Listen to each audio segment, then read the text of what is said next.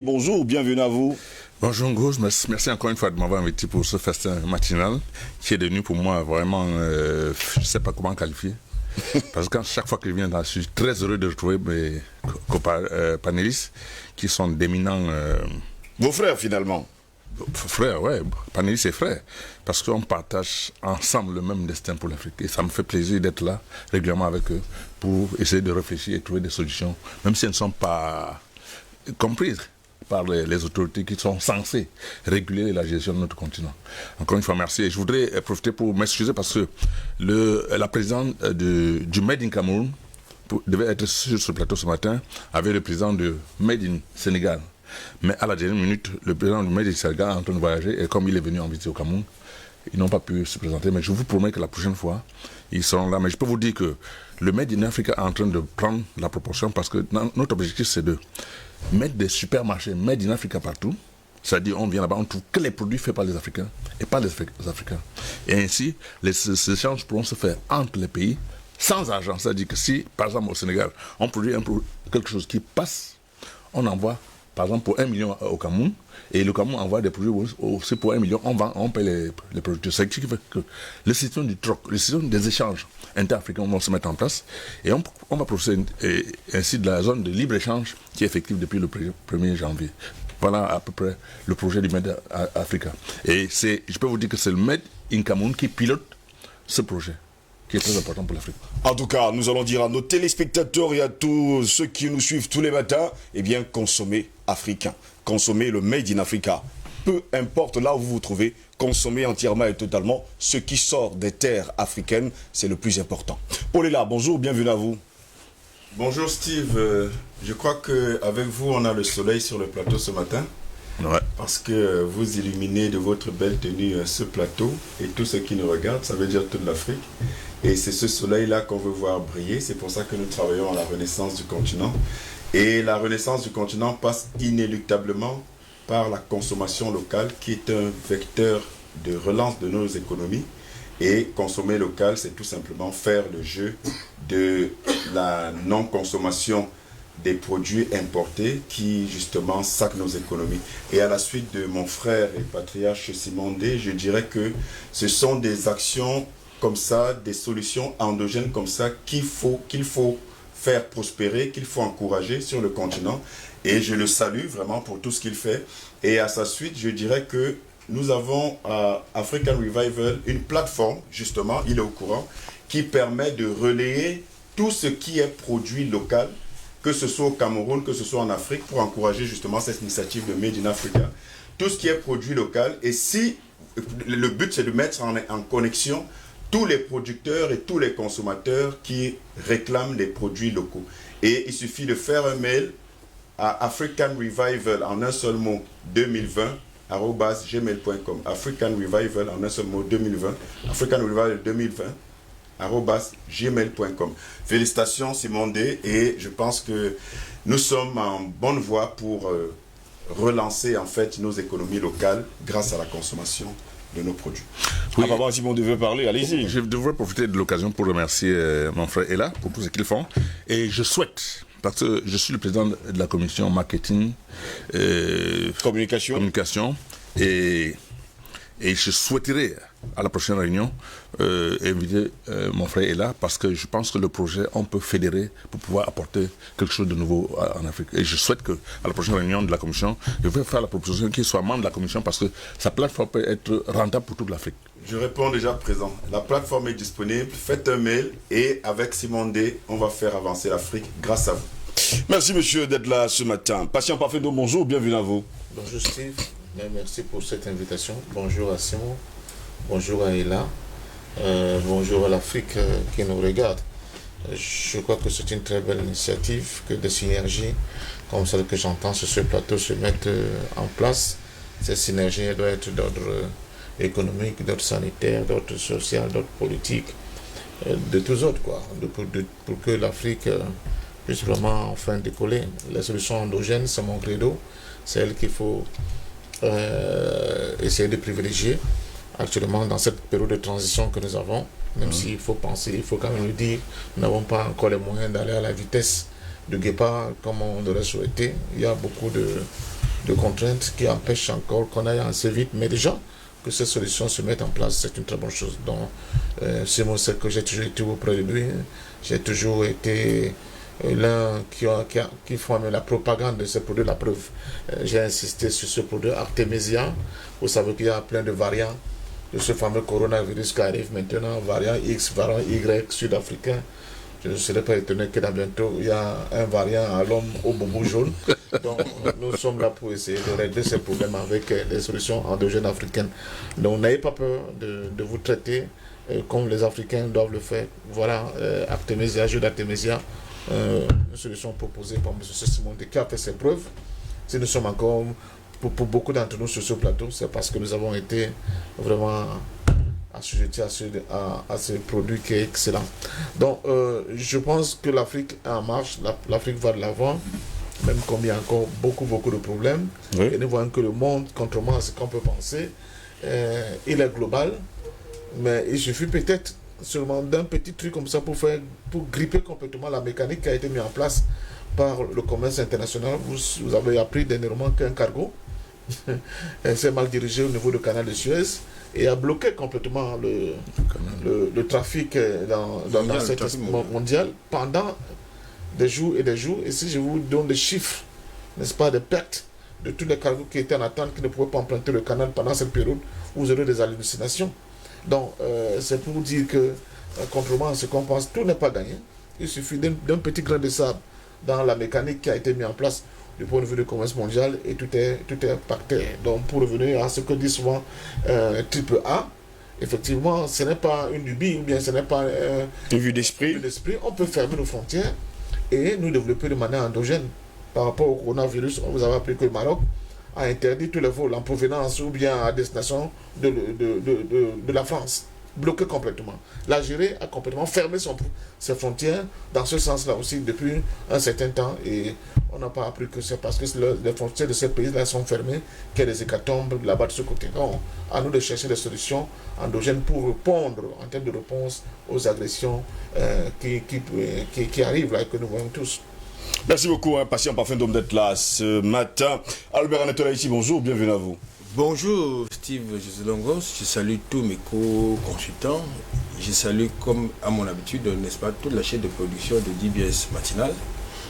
Je salue le Cameroun, l'Afrique, le monde. Je salue particulièrement tous nos compatriotes du Madagascar, justement, qui ont commémoré hier un événement assez douloureux de leur histoire. Ça c'est important, c'est une histoire très qui est méconnue. Je les salue particulièrement, je leur adresse des salutations très appuyées ce matin. Vous savez, l'Afrique sur le monde, c'est le coup, il a fallu justement ce grain de sable dans la mécanique pour que tout ce bloc au niveau du commerce mondial, c'est ça l'Afrique. Et donc nous pouvons justement former nos frontières.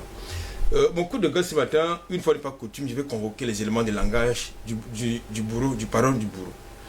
Eh bien, nous avons débattu cette thématique il y a quelques mois sur cette tribune, notamment ce que les autres ont appelé bavure et ce que nous avons appelé les assassinats ciblés du côté de Bouti, du côté du Mali. Eh bien, pendant que nous étions en train de dire de manière claire qu'il est établi que c'est l'armée française a tué les populations civiles, eh bien, le porte-parole de cette armée-là a indiqué à cette période que, eh bien, c'était des djihadistes. Je crois que vous vous rappelez que nous avons fait une émission là-dessus. Justement. Eh bien, y compris, ils ont été rejoints dans leur argumentaire par les autorités maliennes. Alors, depuis hier, c'est le rapport d'enquête de l'ONU qui nous informe qu'effectivement, les populations qui ont été tuées il y a un début d'année, c'est-à-dire en janvier, par l'armée française, c'était les populations civiles, même s'ils pouvaient se trouver autour de ces populations civiles, des hommes armés. Mais, eh bien, nous attendons de voir ce que la CPI va faire de ce côté, parce qu'il s'agit là quand même d'un crime de guerre. C'est le sujet qui sera mis sur la table demain, ne vous inquiétez surtout pas à ce sujet. Nous allons justement voir pourquoi cette déclaration justement de l'ONU et sans oublier de la France. Cour pénale internationale, procès contre Gbagbo et Blé Goudé, à quand la fin de la parodie judiciaire? C'est notre grande interrogation. Mesdames, messieurs, bienvenue à toutes et à tous. Voici le débat. Parlant de l'affaire Gbagbo Blé Goudé, eh bien, la chambre d'appel de la Cour pénale internationale rendra son arrêt en appel ce mercredi 31 mars de l'an de grâce 2021. Eh bien, ce mercredi 31 mars 2021, à 15h, heure locale du côté de La Haye, la chambre d'appel de la Cour pénale internationale rendra son arrêt sur l'appel du procureur contre la décision d'acquittement dans l'affaire le procureur Laurent Gbagbo et Charles Blé Goudé. Cet arrêt sera lu en public par la chambre d'appel composée du juge Chile Ebowe Osuji, juge président dans cet appel, du juge Howard Morrison, du juge Piotr Hofmanski, de la juge Luz del Carmen Ibanez Carranza et de la juge Solomi Balungi Bossa. En raison des restrictions liées au Covid-19, l'arrêt sera rendu, sur une base partiellement virtuelle avec la participation soit depuis le siège de la Cour, soit en dehors de la Cour. Revenons aux faits, messieurs. Le 15 janvier 2019, la Chambre de première instance a acquitté Laurent Gbagbo et Charles Blé Goudé de toutes les charges de crimes contre l'humanité prétendument perpétrées en Côte d'Ivoire en 2010 et 2011. Le 16 septembre 2019, le procureur Fatou Bensouda a déposé un appel contre cette décision. L'audience pourra être suivie sur le site internet de la Cour pénale internationale, en direct en anglais et en français, salle d'audience numéro 3, en français sur le compte YouTube de la Cour, en anglais et en français sur les comptes Facebook de la Cour. Il faut préciser par ailleurs que, ce sera aujourd'hui aux alentours de 15h, heure locale du côté de la Hollande, précisément du côté de La Haye. Dans le contexte de la pandémie de Covid-19, l'accès aux bâtiments, selon les informations que nous avons reçues de la Cour, est restreint afin de protéger la sécurité et le bien-être des usagers.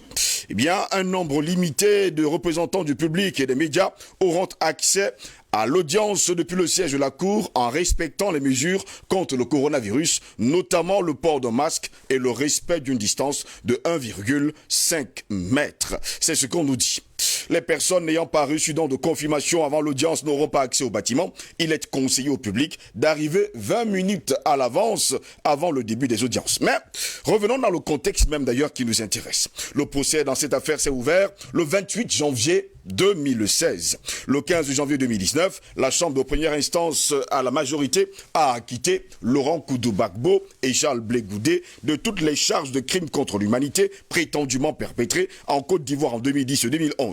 Le 1er février 2019, la chambre d'appel a imposé des conditions à la mise en liberté suite à leur acquittement de M. Gbagbo et de M. Charles Blé Goudé. Dans un état disposé à les accepter sur son territoire et désireux et apte à faire respecter les conditions fixées par la Chambre. D'ailleurs, c'était la première fois qu'on entendait qu'on a acquitté quelqu'un, mais qui restait et demeurait justement sur le sol où il était justement en procès. Allez savoir justement ce qui se passe.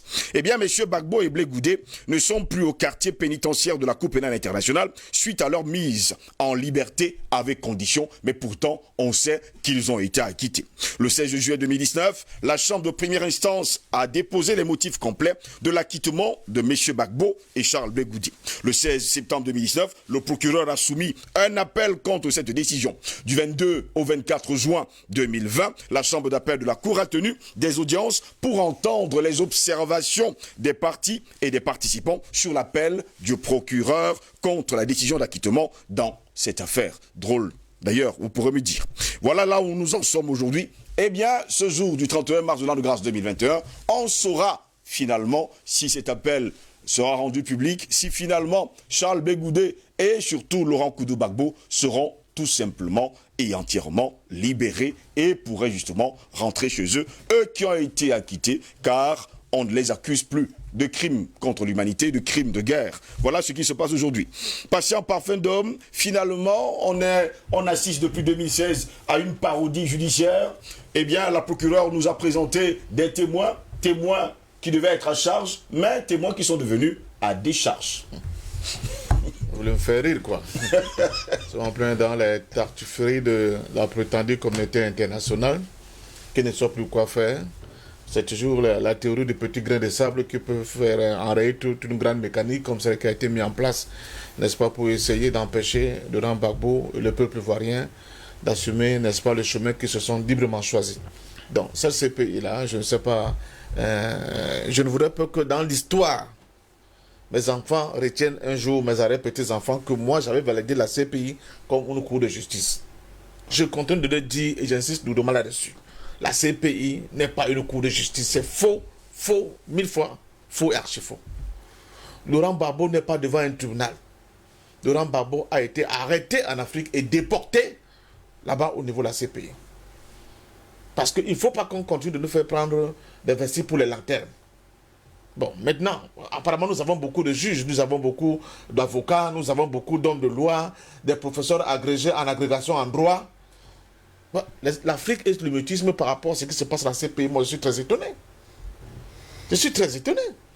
Il y a une crise comme ce qui se passe à l'est de la République démocratique du Congo. La seule victime qu'on a su nous exposer en premier comme voilà vraiment la victime, la CPI en train de travailler, c'était un certain Thomas Lubanga. Oui. Thomas Lubanga. On prend Thomas Lubanga, on amène la CPI. On ne peut pas prendre l'héritier du roi belge de Paul II pour l'amener à la CPI.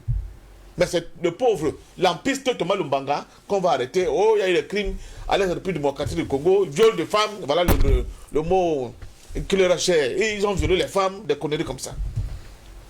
Tu vois. Ce n'est pas une manière de dire qu'il n'y a pas eu de crime en Côte d'Ivoire. Oui. Mais tout le monde sait qui a commis les crimes en Côte d'Ivoire, je continue de le dire. Ce qui s'est passé en Côte d'Ivoire s'est passé devant les caméras du monde entier. Devant les caméras du monde entier. On a vu comment Paris a utilisé le Burkina Faso de M. Compaoré, le négociateur interplanétaire, comme base arrière d'une rébellion montée de toutes pièces pour mettre en mal et en difficulté la cohésion nationale et l'intégrité d'un territoire, d'un pays dit indépendant. On a vu pendant la crise post-électorale comment les forces de l'ONUCI transportaient des brigands, des rebelles, n'est-ce pas, des dozons, pour venir tuer les gens à Douoko et à Naïbli. On a vu comment les snipers français descendaient des hélicos français pour tirer sur des gens. On a vu comment les forces spéciales françaises ont défoncé les murs que Gbagbo avait fini par sceller entre l'ambassade de France et le palais présidentiel. Vous savez que le palais présidentiel ivoirien était toujours un bien meuble français et que l'État ivoirien louait à la France. Oui. Gbagbo est venu, il a trouvé cette affaire coca, il a dit c'est quoi ça? Il a dit mettez-moi un mur là. On dit non président, ce n'est pas comme ça parce que ici, tout le matin, tu dois prendre le tunnel pour aller prendre les instructions là-bas chez monsieur l'ambassadeur afin de voir comment tu vas diriger pour faire ta journée. Il dit mais c'est quoi? Je suis un président, je ne suis pas un président.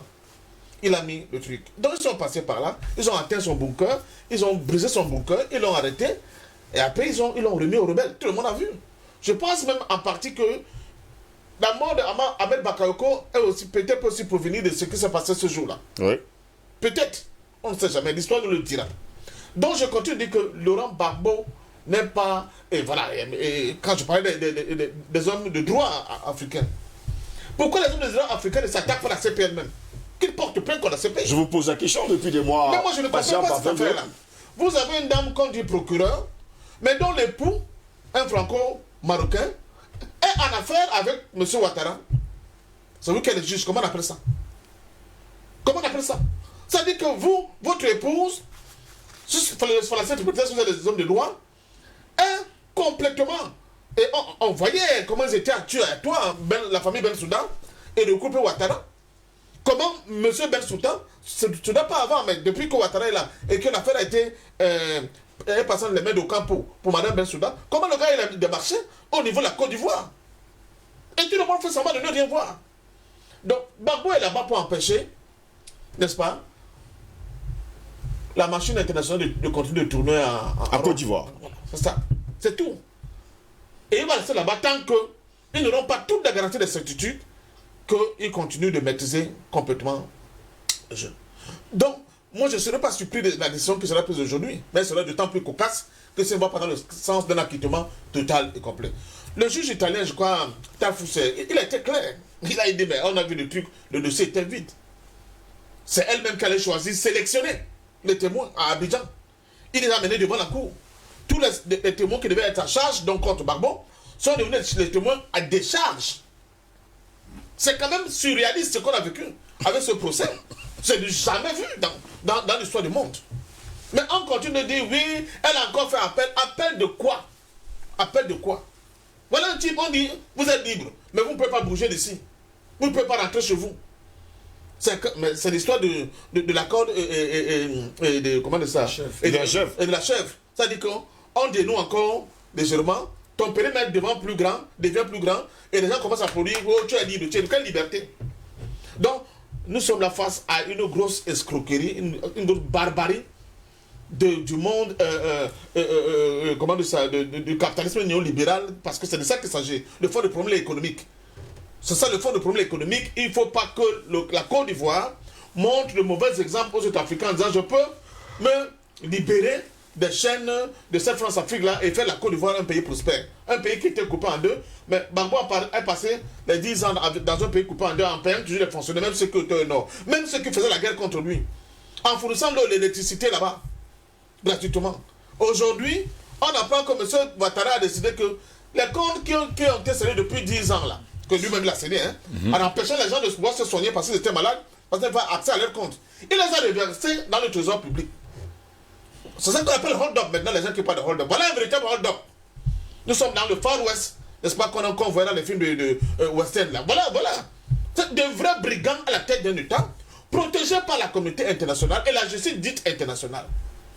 Donc la CPI pour moi, ce n'est pas du tout un tribunal.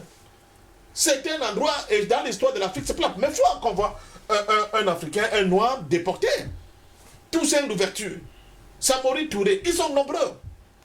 Le roi a quoi? Ils sont bien nombreux, les gens qui défendaient leur peuple, mais qui, parce qu'ils étaient têtus comme ça, les a déportés. On va voir comment vous allez continuer d'influencer. Donc pour vous, jusqu'à preuve de compter, c'est une déportation. C'est une déportation et c'est une manigance, une manipulation incroyable, ce qui se passe à la CPI. Maintenant, on va voir comment tout ça va se passer. Parce que, entre-temps, vous avez vu comment au niveau de la Côte d'Ivoire, parce que le nouveau juge qui est arrivé là, quand vous voyez, il y a des signes qui ne trompent pas, tout se tient. Quand vous avez vu que M. Sarkozy est déjà dans des problèmes, directement, vous avez vu que Bolloré était aussi déjà dans des problèmes. Et curieusement, il y a eu un vote au niveau de la CPI où Mme Bensouda, qui était le chouchou de la France, a été écarté au profit de M. Khan. Or, M. Khan connaît un peu bien l'Afrique. C'est lui qui était l'avocat qui a quand même permis d'éventrer le complot contre les dirigeants kenyans, c'est-à-dire Uhuru Kenyatta et Ruto. C'est lui qui leur a dit que mais c'est quoi cette affaire-là? C'est lui qui était leur avocat. Donc on a donc peur, comme le gars a décidé maintenant que bon, comme du côté de Gbagbo on n'a pas vu de preuves, tournons un peu la tête du côté de Ouattara. C'est pour cela qu'aujourd'hui ils ont déclenché le procès à Abidjan contre Amadou Ouroumi pour dire que bon, vous savez que certains voient un article de la CPI qui dit qu'en fait la CPI ne s'est saisie des problèmes qui n'ont pas pu trouver solution dans leur pays d'origine. Ça dit que si vous avez un brigand et que votre pays n'a pas pu organiser un procès décent contre vous, c'est sûrement que la CPI peut se saisir du problème. Mais si on déclenche maintenant un procès contre Amadou Ouroumi, ce Burkinabé qui était l'un des supplétifs, n'est-ce pas, de l'armée de brigand de M. Ouattara, heureusement que M. Ouroumi n'a pas fermé sa gueule. Il a dit attention, c'est de ce qu'un nettoyeur, un intéressé de surface. Les vrais criminels, vous savez où sont. Ce n'est pas moi qui ai tué tous ces gens de Djoukoué. Il dit d'abord c'est impossible. Il dit regardez moi, comment je peux faire pour avoir toutes ces armes là? Comment ai-je fait pour monter, avoir toute cette horde de mercenaires qui étaient au service de ce régime? Donc on veut faire sauter certains verrous, certains fusibles. Peut-être ça peut s'expliquer la mère d'Ahmed Bakayoko. Parce que parmi les témoins certainement qui étaient dans la shortlist de ce nouveau procureur, il y avait le nom de Ahmed Bakayoko, de Guillaume Soro, la Amadou Ouroumi, les Ouattao, etc., etc. Donc on va systématiquement faire exploser tous ces fusils pour qu'on ne puisse pas remonter jusqu'au big boss de la mafia. Donc, le big boss de la mafia, c'est qui? Non, vous savez que le sol, l'atmosphère, comment dire ça, d'Abidjan, vraiment, ouf, ça veut dire qu'on respire la cocaïne là-bas comme c'est pas permis. Donc, qui peut faire une mafia pareille? Hein? Donc, voilà le nœud du problème dans cette histoire. On prend les Africains pour des idiots, on nous prend pour des tintins, on nous prend pour des zozos dans cette affaire de la Cour pénale internationale. N'est-ce pas qu'on nous a dit qu'on va lancer des poursuites contre les soldats israéliens? Où en sommes-nous? Contre les soldats américains, où en sommes-nous? Rien du tout. Même les Saoudiens qui peuvent tousser là-bas. Dans une ambassade d'un pays dit majeur, la Turquie, un citoyen saoudien s'est retrouvé là-bas. Un journaliste. N'est-ce pas? Les agents de renseignement de Mohamed Ben Salman, voici, il faut le citer. Oui. Le fils du prince héritier saoudien, sont allés décapiter le gars là-bas. On l'a découpé en petits morceaux, on l'a mis dans les plastiques. Mais c'est horrible. Vous avez entendu un jour que la CPI a même tenté d'ouvrir une enquête contre cette affaire-là. Non. Mais c'est en Côte d'Ivoire parce que quelqu'un a dit que je ne vous donne plus mon cacao Njo. Je ne vous donne plus mes pains Njo. On dit, ce n'est pas comme ça. Ici, c'est chez nous. Si tu essaies de mettre ton nez dans notre nourriture, on va te couper la tête. Et on voit donc un tintin comme M. Sarkozy se tirer le nez comme ça, comme quelqu'un qui vient de prendre sa dose de cocaïne, dire en direct à Mondial Vision, devant toutes les télévisions du monde, que je vous donne tel jour, toi et ton épouse, comme si son épouse avait été élue, avant de se raviser. Si vous ne le faites pas, je vais vous dégager de là par la force. Voilà ce qui s'est passé en Côte d'Ivoire. Donc nous sommes là devant une violation flagrante des droits des Africains, des droits des Noirs, des droits de ceux qui veulent sont décidés à défendre leur pays et leur peuple. Et ce pays-là n'est que le bras armé de toute cette grosse machine qui, je l'espère, sera enrayé par un petit grain de sable qui s'appelle Laurent Gbagbo, parce qu'il est là prouvé que par moment, il y a des destins qui ne dépendent pas des hommes. Et justement, il y a des destins qui ne dépendent pas des hommes. Albert Anatola ici, témoins à charge sont devenus les témoins à décharge. Charles Blé Goudé et Laurent Gbagbo ont été acquittés, mais restent quand même sur le sol européen. Pendant ce temps, les vrais coupables sont libres. On parle bien sûr, vous l'avez dit tout à l'heure avec Patient Parfum Dôme, en Mondo Vision, on a vu l'armée française, l'ONU, on a vu Nicolas Sarkozy. Ces personnes sont toujours en liberté pendant que les deux hommes restent et demeurent hors de leur, il faut le dire comme ça, terre natale. Oui, disons que je voudrais faire un peu de fiction. Allez-y, c'est votre don le plus absolu. Oui, je voudrais faire un peu de fiction ce matin. Imaginons que la Cour pénale internationale soit un tribunal normal, légal, légitime. Et que, justement, nous sommes dans un procès normal qui répond au canon du droit international. Eh bien, vous avez donc d'un côté l'accusation, vous avez de l'autre côté, n'est-ce pas, les témoins, oui. Vous avez de l'autre côté la défense, et en face, vous avez le juge, les juges. Lorsque j'ai donc pris, comme je dis, je pris de la fiction,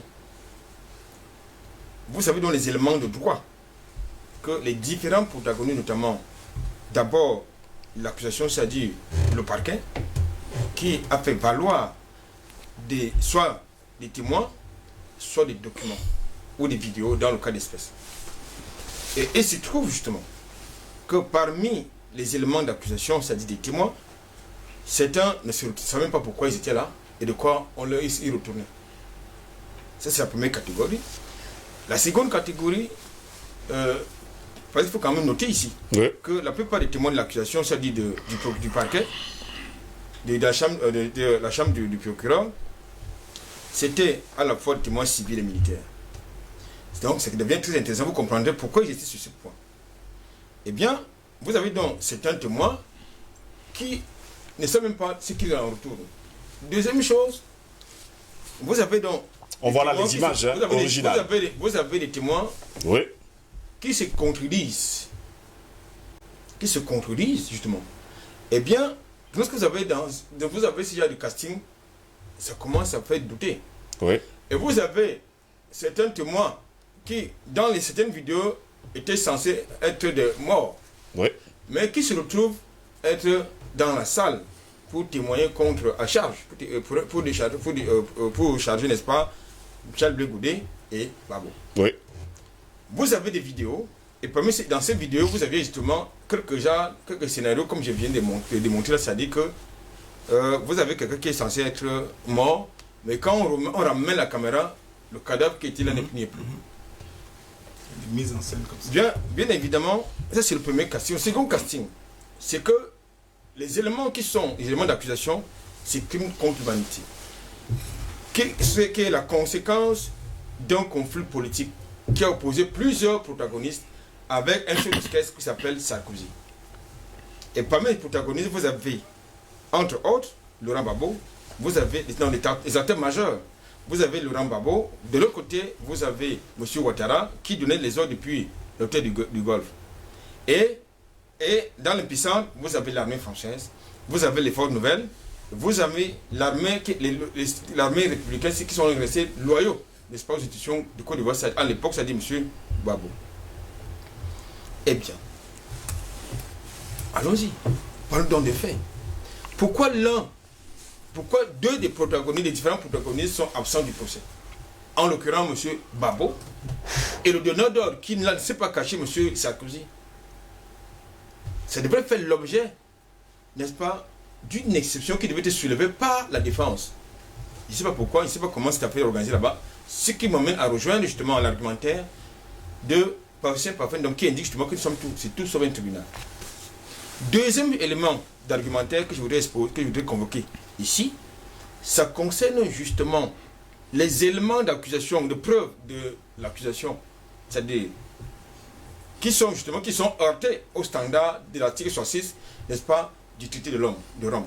Ce sont les éléments qui ont été convoqués, qui ont été mis sur la table par le juge, qui a justement décidé d'un acquittement.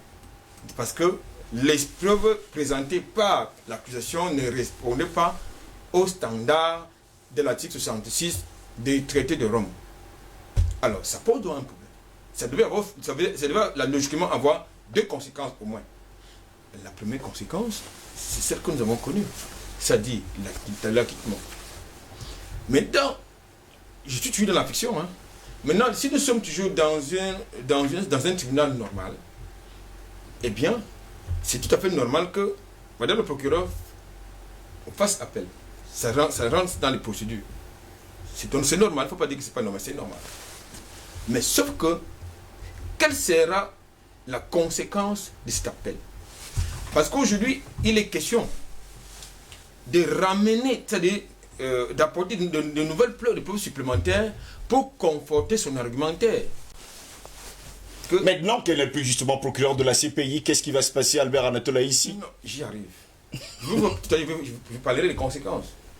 J'y arrive. Alors, lorsque vous arrivez donc à ce niveau-là, ça veut dire que elle doit donc pouvoir apporter des éléments, c'est-à-dire, puisqu'elle est partie, le parquet reste et demeure. Oui. Parce que c'est une institution. Elle, c'est l'individu. Donc, elle est partie, mais elle est encore là, je pense. Parce qu'elle est, je crois, jusqu'au mois de juin. Donc, elle est encore là. Donc, je pense que il va donc falloir que l'accusation apporte des preuves supplémentaires pour étayer son accusation, les éléments de son accusation. Est-ce que ce seront les nouvelles preuves ou les preuves déjà présentées lors des précédentes audiences? Si c'est les nouvelles preuves, ça peut être intéressant. Si c'est les preuves qu'elle a déjà eu à présenter lors des précédentes audiences, ça veut dire que nous sommes dans le dilatoire. Si ce n'est pas de l'acharnement judiciaire. Et de ce point de vue, il y a forcément donc une conséquence. La conséquence, c'est que le juge d'appel va justement, dans ce casting-là, oui, puisqu'il est dans la fiction, dans ce casting-là, le juge sera fondé de prononcer, de maintenir l'acquittement, c'est-à-dire la décision qui a été prise antérieurement. Mais là, il faut craindre par contre, c'est que s'il y a de nouvelles preuves qui sont convaincantes, qui sont nouvelles, le juge peut prononcer un non-lieu, ce qui suppose donc, eh bien, on va reprendre le procès avec des éléments d'enquête. Conséquence, M. Charles Blé Goudé et Laurent Gbagbo vont continuer à être en détention, j'allais dire, être en déportation du côté, n'est-ce pas, de l'Aïe. Voilà la conséquence. Moi, je pense donc que, maintenant que j'ai fermé la page de la fiction, il faut dire de manière claire, et ce n'est pas la première fois que nous disons, nous sommes dans un procès qui ne repose pas sur les éléments de droit, pas du droit international. Nous sommes dans un procès politique, ça il faut le dire. Parce que si nous étions dans un procès qui repose sur les instruments du droit international, nous aurons à la Cour pénale internationale tous les protagonistes liés à ce conflit qui a fait des milliers de morts. Paris, Abidjan, pas de 3 000 morts, mais il y a eu plus de 10 000 morts. Parce qu'il faut quand même se dire une chose. Qui sont ces escadrons de la mort? Qui étaient derrière ces escadrons de la mort? C'est la bonne question. Qui étaient derrière les escadrons de la mort qui ont tué les pro-Babo et les pro-Charles Blé Goudé? Bien évidemment, c'est M. Ouattara. Qui étaient derrière les forces nouvelles qui ont commis des exactions contre les pro-Ouattara, contre les pro-Babo et les pro-Charles Blé Goudé? C'était Sarkozy et, n'est-ce pas, M. Ouattara. Eh bien, on peut quand même nous dire que, partant dans son évolution, dans le théâtre d'opération, l'armée française n'a pas tué un seul Ivoirien. Je ne sais pas si vous comprenez ce qu'il veut dire. Il faut bien écouter. Je ne sais pas si on peut nous dire que l'armée française n'a pas tué un seul Ivoirien. Je pense qu'aujourd'hui, s'il y a lieu de là je rejoins un patient pour dire que nous avons un problème. Un très gros problème. Quand je parle de nous, je parle des Africains. Nous avons un très gros problème. Et ce gros problème, c'est quoi? C'est que nous sommes lâches. Nous sommes très lâches.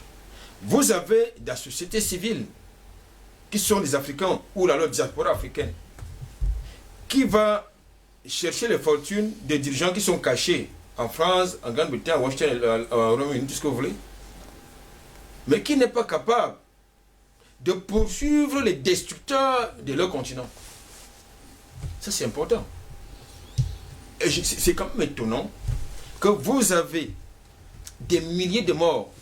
Et en passant, il y a un élément qu'on peut facilement balayer du revers de la main. Lors de son embargo,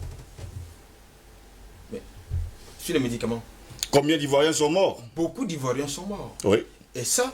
Et qui doit payer ce crime, justement, Albert Anatole? C'est Sarkozy et son ami Ouattara qui doivent payer ce crime. Qui sont les auteurs des assassinats des ministres de M. Babo? Parce que très souvent, lorsque nous parlons des milliers de morts ivoiriens, nous parlons peut-être des anonymes. Mais vous avez des membres du gouvernement de Babo qui ont été de manière spectaculaire assassinés. Assassinés. Donc je pense qu'aujourd'hui, il faut qu'on se comprenne. Il faut qu'on soit sérieux lorsqu'on parle des choses sérieuses. Et je pense qu'un jour, l'histoire... Anatole, il ne faut pas oublier l'ONU et M. Choi. J'y arrive.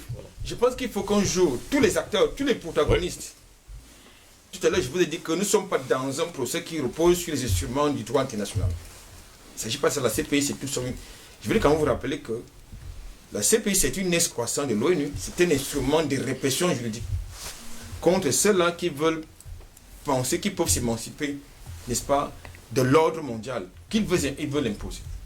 Quand vous avez compris cela, vous comprendrez la suite. Il nous faut donc un tribunal sur le continent africain qui gère, qui règle nos problèmes. Je ne voudrais pas dire que s'il y a quelqu'un qui a commis une action, qu'il soit protégé. Non, il ne doit pas être protégé. Pendant ce temps, Simon D, vous qui êtes un panafricaniste, un Africain pur, dur et surtout dans l'âme, comment comprendre que les actions sont commises sur le sol africain et que les personnes concernées sont jugées justement sur le sol européen? Dans le cas qui nous concerne d'ailleurs, on va dire à nos téléspectateurs que jusqu'à preuve de contraire, la défense de Charles Blé Goudé et de Laurent Koudou-Gbagbo n'a pas encore présenté un seul de ces témoins. Mon frère Ngos, à la suite de ce que AAA et mon frère vient de dire là tout de suite au début. On sait que vous êtes choqué par les images, hein, prenez votre temps. Les Occidentaux ont violé leur propre symbole. Ils ont violé. Heureusement, quand on viole, ces genre de trucs, ça ne tombe pas enceinte. Ils auraient fait des jumeaux. Je vous le dis pourquoi. Le symbole de la justice chez eux, c'est la balance. C'est vrai ou c'est faux? Et une femme aveugle? C'est le symbole chez ces voyous, c'est la balance. D'où se trouve la balance à la haie? Il y a un seul plateau. Sur une balance, il y a un seul plateau. Non, du tout. L'autre plateau est où? On juge quoi? Ils sont sérieux. Vous êtes en train de rentrer dans des débats bidons. Que fait l'Afrique dans ces histoires de ces pays? C'est quoi? Ils font quoi là-bas? Chaque fois, quand on évoque des histoires avec ces gens qui viennent en Afrique nous piller, nous tuer, nous assassiner, et qu'il y a en Afrique des gens qu'on appelait les juristes, qui écument les plateaux comme Tripla le disait. Des gens qui disent société civile, qui se taisent, qui ne savent même pas qu'il se passe quelque chose quelque part, contre leur continent. Depuis des années, depuis des siècles, on a tué combien d'Africains? 400 ans d'esclavage, 200 ans de colonisation, une pseudo-indépendance. Personne ne dit rien. On va prendre un chef d'État dans son palais. On le déshabille, on le met nu comme j'ai vu là. Les gens se taisent. Ils se taisent. Au nom de quoi? Que quelqu'un m'explique, je voudrais comprendre. On m'a arrêté pendant des années dans la rue ici à Douala. Parce que j'étais dans la rue en train de revendiquer. Ndom le sait. Revendiquer des trucs pour la justice. Aujourd'hui, je vois des gens qui prétendent qu'ils sont des docteurs en doctorat, des professeurs en professorat, en matière juridique. mais qui sont silencieux, ils sont sous la table. Parce qu'ils se disent que si je parle, on va m'empêcher d'aller en France, on va m'empêcher d'aller aux États-Unis. Sur les images, vous avez là, Ahmed Bakayoko. C'est tout une brousse. honte. Le voilà, c'est une honte. Monsieur Ngos, le soleil n'ignore pas un village parce qu'il est petit. Le soleil n'ignore pas un village parce qu'il est petit. Tel que soit la petite d'un village, le soleil brille là-bas. Quand ils ont beau monter, descendre, je suis désolé pour eux. Il fallait faire un arrêt sur cette image. Je suis désolé pour eux. Je suis désolé pour eux. Barbeau, qu'ils le veuillent ou pas, quels que soient leurs intérêts, même la nature va libérer ce monsieur parce qu'il n'a rien fait. Entre-temps, on est en train de le juger. Son bourreau est où? Que disent les Africains sur Sarkozy, comme disait Triple Endom? Il est ambassadeur en Côte d'Ivoire, hein, et puis conseiller spécial. Hein. Que disent ces gens sur tout ce qui se passe? Où se trouve l'Afrique? Les Ivoiriens sont-ils aveugles? Moi, je vous poserai la question, Simon D. C'est justement pour ça que, M. Ngos, l'initiative qu'on est en train de prendre là, c'est un jeu d'intérêt. Si aujourd'hui les Africains se décident à échanger entre elles, il y a un groupe sérieux qui va se mettre en place et chacun va protéger ses intérêts. C'est ça qui se passe. Parce que si le Sénégal, la Côte d'Ivoire envoie des produits au Cameroun et que le Cameroun envoie en Côte d'Ivoire, il y aura un circuit qui va s'imposer d'elle-même. Même l'armée va se former, les Juifs vont se former parce qu'il y aura un problème d'intérêt. C'est pour ça que vous voyez, il faut commencer quelque part. Il faut commencer quelque part. On parle d'embargo. On l'a vu en Côte d'Ivoire. Pendant une période, il y avait l'embargo. Il n'y avait pas de remède. Si l'Afrique avait déjà mis en place un système de zone de libre-échange comme cela est en train de se faire aujourd'hui, mieux vaut tard que jamais.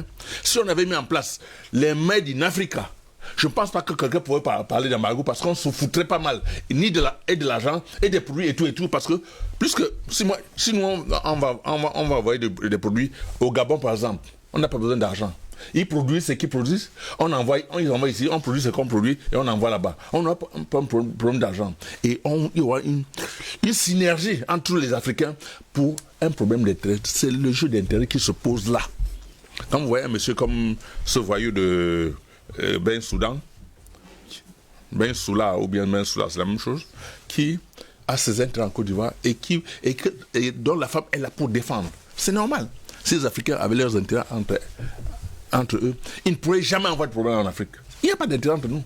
Le taux de commerce entre les pays africains, c'est 2%. Avec ça, vous voulez qui défende qui? Il n'y a rien, il n'y a aucun intérêt. Je vais venir te défendre, pourquoi? J'ai quoi là-bas qui m'oblige à venir te défendre? Or, si j'avais des produits là, si on était ensemble dans un circuit, bien sûr, bien huilé, les Africains défendront leurs intérêts. Parce qu'au-delà du commerce, on a dit, mais si on vient voler nos produits, on fait comment? Quelque chose devait se mettre en place obligatoirement. C'est pour ça que j'insiste ici. Le Made in Africa, le Made du Cameroun, le Made du Sénégal, c'est extrêmement important pour mettre un terme à tout ce bandisme occidental qui nous organise. Parce qu'on ne sait pas ce qu'on met dans les produits qu'on nous envoie. On ne saura jamais. Vous allez dans des supermarchés, vous achetez quoi? Vous savez ce qu'il y a dedans? Qui a produit? Avec ça, vous voulez que l'Afrique se développe comment? Ce n'est pas possible. Donc voilà la base du problème. Parce que même si le président Barbeau aujourd'hui il a la haine, c'est pour des intérêts. C'est pas parce qu'il a posé un acte négatif. Il n'y a aucun acte négatif que ce monsieur a posé. Il a seulement dit mon pays doit revenir aux Ivoiriens. Moi j'ai travaillé en Côte d'Ivoire 3 ans. 80% des affaires de Côte d'Ivoire appartiennent aux étrangers. Aucun Ivoirien n'a développé un secteur. Aucun. Je suis désolé. Comme ils disent le contraire. C'est tous des étrangers. Non, il faut qu'on arrête. L'Afrique doit se mettre ensemble pour développer son circuit économique et d'échange, pour qu'on sorte de ce cercle vicieux dans lequel nous enfermons. Et il faut qu'on libère le président Barbeau. Ce soir-là, je suis désolé, je ne suis pas un prophète, mais je dis que ce soir, il n'y aura rien. Il n'y aura rien. On vous comprend parfaitement, Simon D. Sur le plateau, on a un air un peu de tristesse. Hein. J'espère que vous allez bien, messieurs. On va regarder ensemble, avant de passer la parole à Paul et là, à ces images justement de l'arrestation de Laurent Gbagbo. On se souviendra toujours de ce soir d'avril 2011 où justement l'armée française, l'ONU est entrée, il faut le dire comme ça, dans un palais pour déloger un président, son épouse et ses enfants. J'espère qu'on peut avoir le son pour mieux comprendre ce qui se passe justement derrière. Monsieur, je vous demande d'arrêter la guerre, d'arrêter les armes. C'est tout. Ne passez pas à côté. Je ne passe pas à côté. Nous avons déjà conclu d'arrêter. Avec qui? Les tirs. Avec qui? Nous-mêmes. Bon, répétez. Et c'est pourquoi. J'ai perdu des éléments ce matin, vous savez ça? J'ai appelé tous les Maliens, vous savez ça? Ça fait 4 personnes. Nourou. On a tué quelqu'un chez vous? Nourou. Pourquoi vous avez tué quelqu'un là-bas? Pourquoi vous avez tué quelqu'un? Il va parler. Vas-y. Les gars, on lui laisse. Monsieur le président Sultan. Voilà. Nous avions arrêté ce matin à l'aurore d'arrêter les combats. Et c'est pourquoi d'ailleurs j'ai permis à Tagro de sortir avec un mouchoir blanc.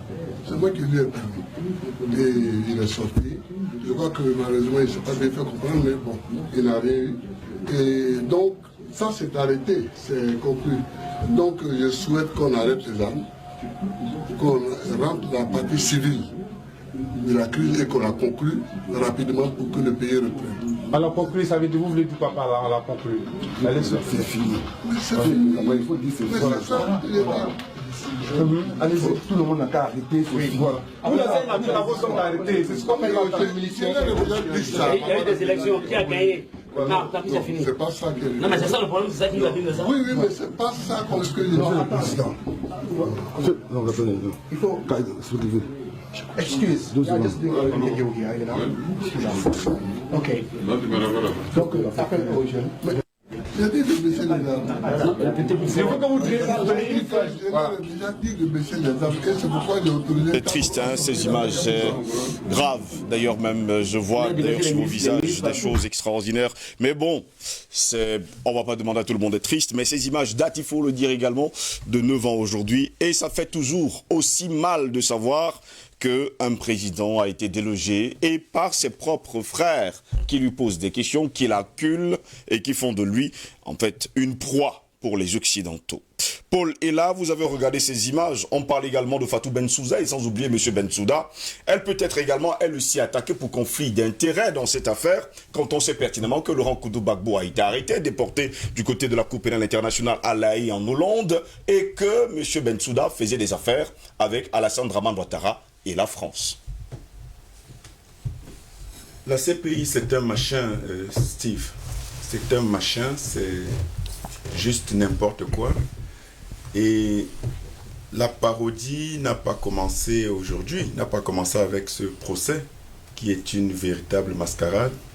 La CPI, c'est un grand théâtre où on fait jouer ses victimes pour protéger les intérêts des oligarques mondialistes dont ils sont à la solde. Et la parodie n'a pas commencé à ce moment-là, cette parodie de justice, ça a commencé depuis longtemps. Déjà au moment de l'élection, pour décrédibiliser et déstabiliser la Côte d'Ivoire et notamment Laurent Gbagbo pour ouvrir un boulevard à leur protégé Ouattara, un certain nombre de choses grotesques, ubuesques ont eu cours en Côte d'Ivoire. Vous vous rappelez, et Triple A l'a rappelé, des choses qui relèvent, même la plus grande des fictions ne pouvait pas imaginer, ne pouvait pas avoir ce niveau d'inspiration machiavélique. On a vu des scènes, soi-disant, qui étaient le reflet des revendications et du refus de Laurent Gbagbo. On a vu des scènes de rue, de prétendues manifestations, de femmes qui auraient été tuées, assassinées dans la rue par l'armée régulière de Laurent Gbagbo, parce que, soi-disant, ces femmes-là réclamaient le départ de Laurent Gbagbo et la fin des souffrances que Laurent Gbagbo leur ferait subir. Mais rappelez-vous, je pense que ça avait fait le tour du monde, qu'à l'époque, justement, il y a, heureusement et malheureusement pour les auteurs de ces manigances, il y a quelqu'un, et c'était un Français, qui avait filmé parallèlement et qui était sur la scène et qu'on pensait être dans le complot ou qui s'est fait passer comme étant dans le complot, mais qui a envoyé la vidéo de la suite de cette mise en scène. Et dans la vidéo qu'il envoie, moi j'avais vu ces informations de parodie et je savais que c'était une parodie pour toute personne qui était un peu, qui avait un esprit assez analytique.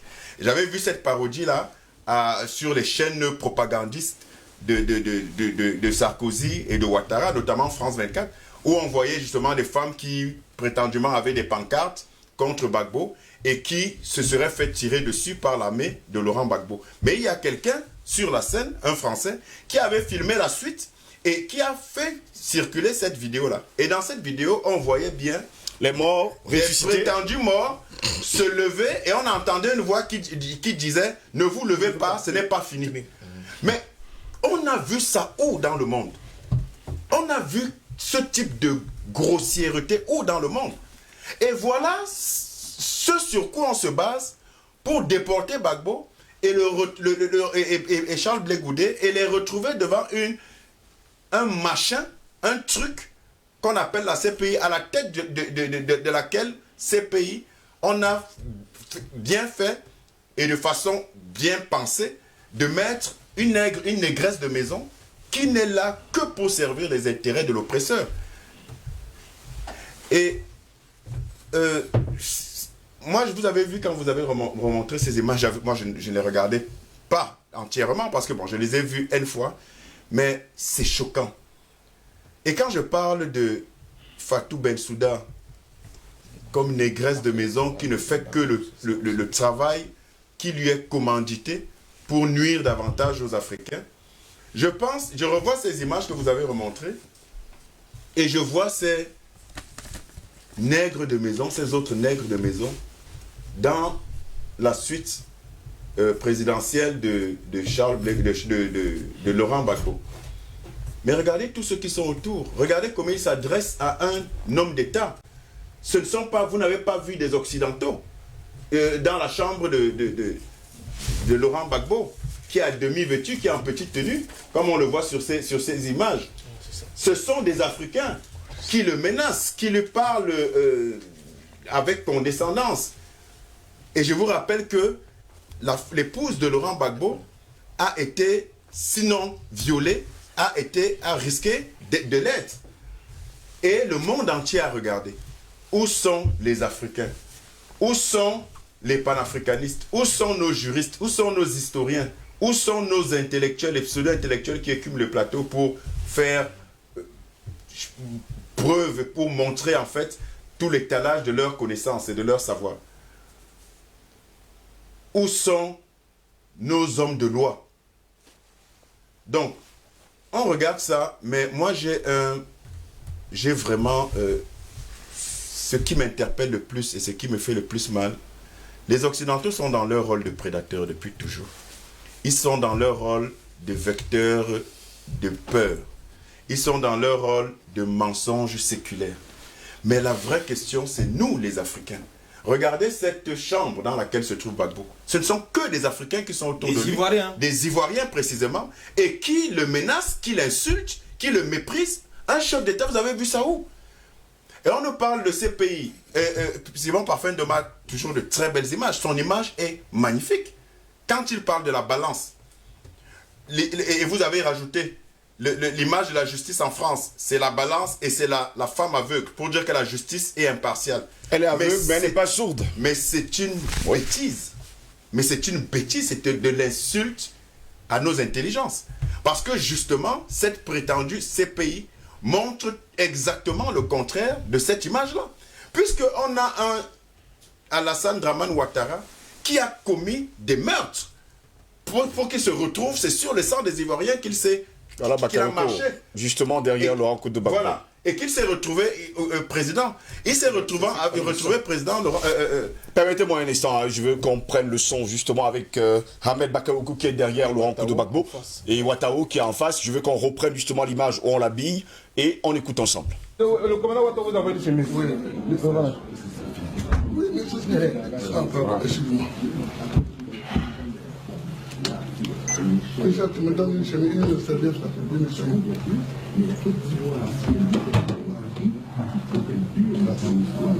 En tout cas, on va voir tout de suite ce qui se passe sur le terrain. Bonjour Marc. Alors on a cette information retrouvée par le camp Ouattara, cette information du porte-parole de l'Europe. Il aurait été arrêté par les forces françaises. De votre côté, vous avez une confirmation? Ces images qui font toujours aussi mal, je vais laisser justement Polela continuer dans son argumentaire. On se pose toujours des questions à Polela. Finalement, les Africains sont lâches, parce que depuis on parle, mais on a l'impression justement que ils n'entendent pas ou alors ne comprennent absolument rien à la géopolitique mondiale? Il y a des deux. Il y a ceux qui ne comprennent absolument rien et qui restent dans une nébuleuse, qui continuent de penser que c'est pour notre intérêt que l'Occident fait tout ce qu'il fait. Je vous rappelle que j'ai vu une émission, je pense que certains d'entre vous l'ont vu aussi, ça date de 2011 ou 2013, 2011 en tout cas, juste après ces événements-là, sur un plateau de télévision française, où justement il y avait Calix Béala et d'autres qui justement, pour la plupart, dénonçaient cette mascarade et cette parodie qu'on a vue là tout à l'heure, cette ignominie là. Et vous avez un Africain, un Ivoirien, je retrouverai la vidéo que je vous transférerai peut-être si vous ne la connaissez pas, qui, à la suite de ceux qui déploraient cette situation et qui dénonçaient le fait que ce ne soit que Gbagbo qui soit traîné à la CPI, et pourquoi pas Ouattara et Sarkozy, je vous rappelle qui a bombardé la présidence de la République, alors qu'on nous dit une institution, alors qu'on nous dit que dans les guerres, si tant est qu'on peut considérer que c'était une guerre, la France a justement violé les territoires ivoiriens. Et on nous dit pourtant dans le droit dit international qu'il n'est pas permis, il est inadmissible et considéré comme un crime de guerre de s'attaquer aux civils. Mais M. Sarkozy s'est bien attaqué aux civils. Est-ce qu'il est à la CPI? Est-ce qu'il est traduit pour crime de guerre? Non. Et dans cette vidéo, sur ce plateau télé, comme je disais, à la suite de tous ceux qui s'offusquaient de cette mascarade-là et de cette injustice en mondovision et de cette escroquerie internationale, demandez-moi qui est la seule personne sur le plateau qui s'inscrivait en faux de cette dénonciation de cette mascarade. C'était un Ivoirien. Un Ivoirien, au lendemain de ces événements. Un Ivoirien aussi noir que vous et moi, qui disait... C'est tout à fait normal ce que la France a fait. On avait besoin de la France pour mettre de l'ordre. Voilà son ordre. On sait ce qui se passe en Côte d'Ivoire jusqu'à aujourd'hui. On avait besoin de la France pour faire cela. Et Sarkozy n'a fait que respecter le droit international. Je cite là un Ivoirien qui était sur le plateau ce jour-là. Mais qu'est-ce que vous voulez avec des pseudo-africains de ce type? C'est pour ça que j'ai demandé ici, au début de mon propos, où sont les chrétiens? Où sont les intellectuels? Où sont les panafricains? Vous savez pourquoi je cite ces trois catégories? Mais parce que c'est des catégories justement qui sont supposées défendre des idéaux. Ce sont ces trois catégories, ces trois types de personnes qui sont supposées défendre les libertés, les droits, qui sont supposées faire prévaloir l'amour sur la haine, la justice sur l'injustice, l'impartialité sur la partialité. Où sont-ils? Où sont nos historiens pour réécrire notre propre histoire? Où sont nos hommes de droit pour porter plainte à la CPI, pour dénoncer ce qui se passe? Tout le monde se couche et le monde peut continuer à avancer tranquillement parce qu'il n'y a rien à voir, il faut passer. Donc, mon message et mon interpellation, c'est d'abord nous les Africains. Au-delà des beaux discours, au-delà des grands diplômes, au-delà des belles paroles, de foi, d'abnégation, de courage qu'on entend ici et là dans divers environnements, selon diverses congrégations ou acceptations en termes de valeurs. Où sont ces gens? Et en réalité, ce qui se passe en Côte d'Ivoire, ce qui s'est passé en Côte d'Ivoire et ce qui doit se dénouer, dont on connaîtra la suite d'ici 15 heures, concernant Laurent Gbagbo et Charles Blé Goudé, Parfait Ndom l'a dit, et Simon dit également, c'est une question de souveraineté, point barre. Point barre, souveraineté économique, souveraineté politique, et c'est le seul enjeu, et je l'ai dit hier, le monde est divisé en deux, je viens bien de montrer qu'il y a des noirs qui sont des nègres de maison, et qui en réalité ne font que le jeu de l'Occident. Non, ce n'est pas une histoire de manichéisme, que non, les blancs sont mauvais, les noirs sont bien. En fait, on est dans un monde divisé en deux, je l'ai dit hier. Il y a les capitalistes machiavéliques, outranciers d'un côté, donc les inhumains, et il y a des victimes esclavagisées, oppressées de l'autre. Et en réalité, c'est ça le vrai combat. On s'attaque à un système, pas à des hommes. À un système, mais surtout pas à des hommes.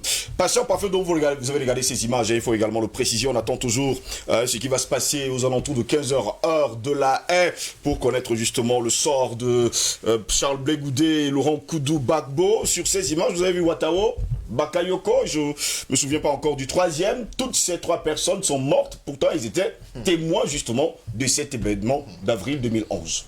Je vous ai dit que l'affaire là, cache beaucoup de secrets. Cache beaucoup de secrets. Un jour, on saura très bien pourquoi quelqu'un avait décidé de supprimer Ouattara et de supprimer aussi Ahmed Bakayoko. On le saura un jour. Parce que quand vous regardez très bien cette vidéo que j'ai vue plusieurs fois, il y avait un petit militaire, un petit caporal zélé quelque part là qui s'agitait, et c'est Bakayoko qui va lui demander ferme, arrête ça. Arrête ça. Beaucoup tentent à dire que après on avait découvert, le clan Ouattara a découvert que Bakayoko avait beaucoup de sympathie pour Gbagbo. Parce que nous les Ivoiriens, il est de Séguila. Ouais. C'est pas un étranger. Quand on parle comme ça, les gens disent que comment un panafricain peut dire ça? Comment un panafricain peut dire ça?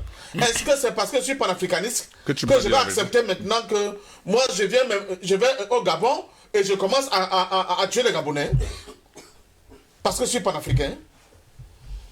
Et là, à parler de la responsabilité, où sont les panafricains? Nous étions là et là. Nous avons défendu Gbagbo comme on a pu. Malheureusement, ce n'était pas le cas avec tout le monde. Je me souviens, moi, je le dis maintenant, à Mondovision, un débat à Radio Veritas. J'avais en face de moi M. Jean-Michel Nietzsche, qui soutenait Ouattara. Le député Nietzsche, il soutenait Ouattara violemment contre moi. Il y en a beaucoup comme ça. Même en face de moi, il y a eu beaucoup. À la sortie de l'émission, il y a un prêtre malien qui a décidé, qui a dit à Nietzsche, fais attention. Parce que ce qui s'est passé là-bas est loin d'être la vérité.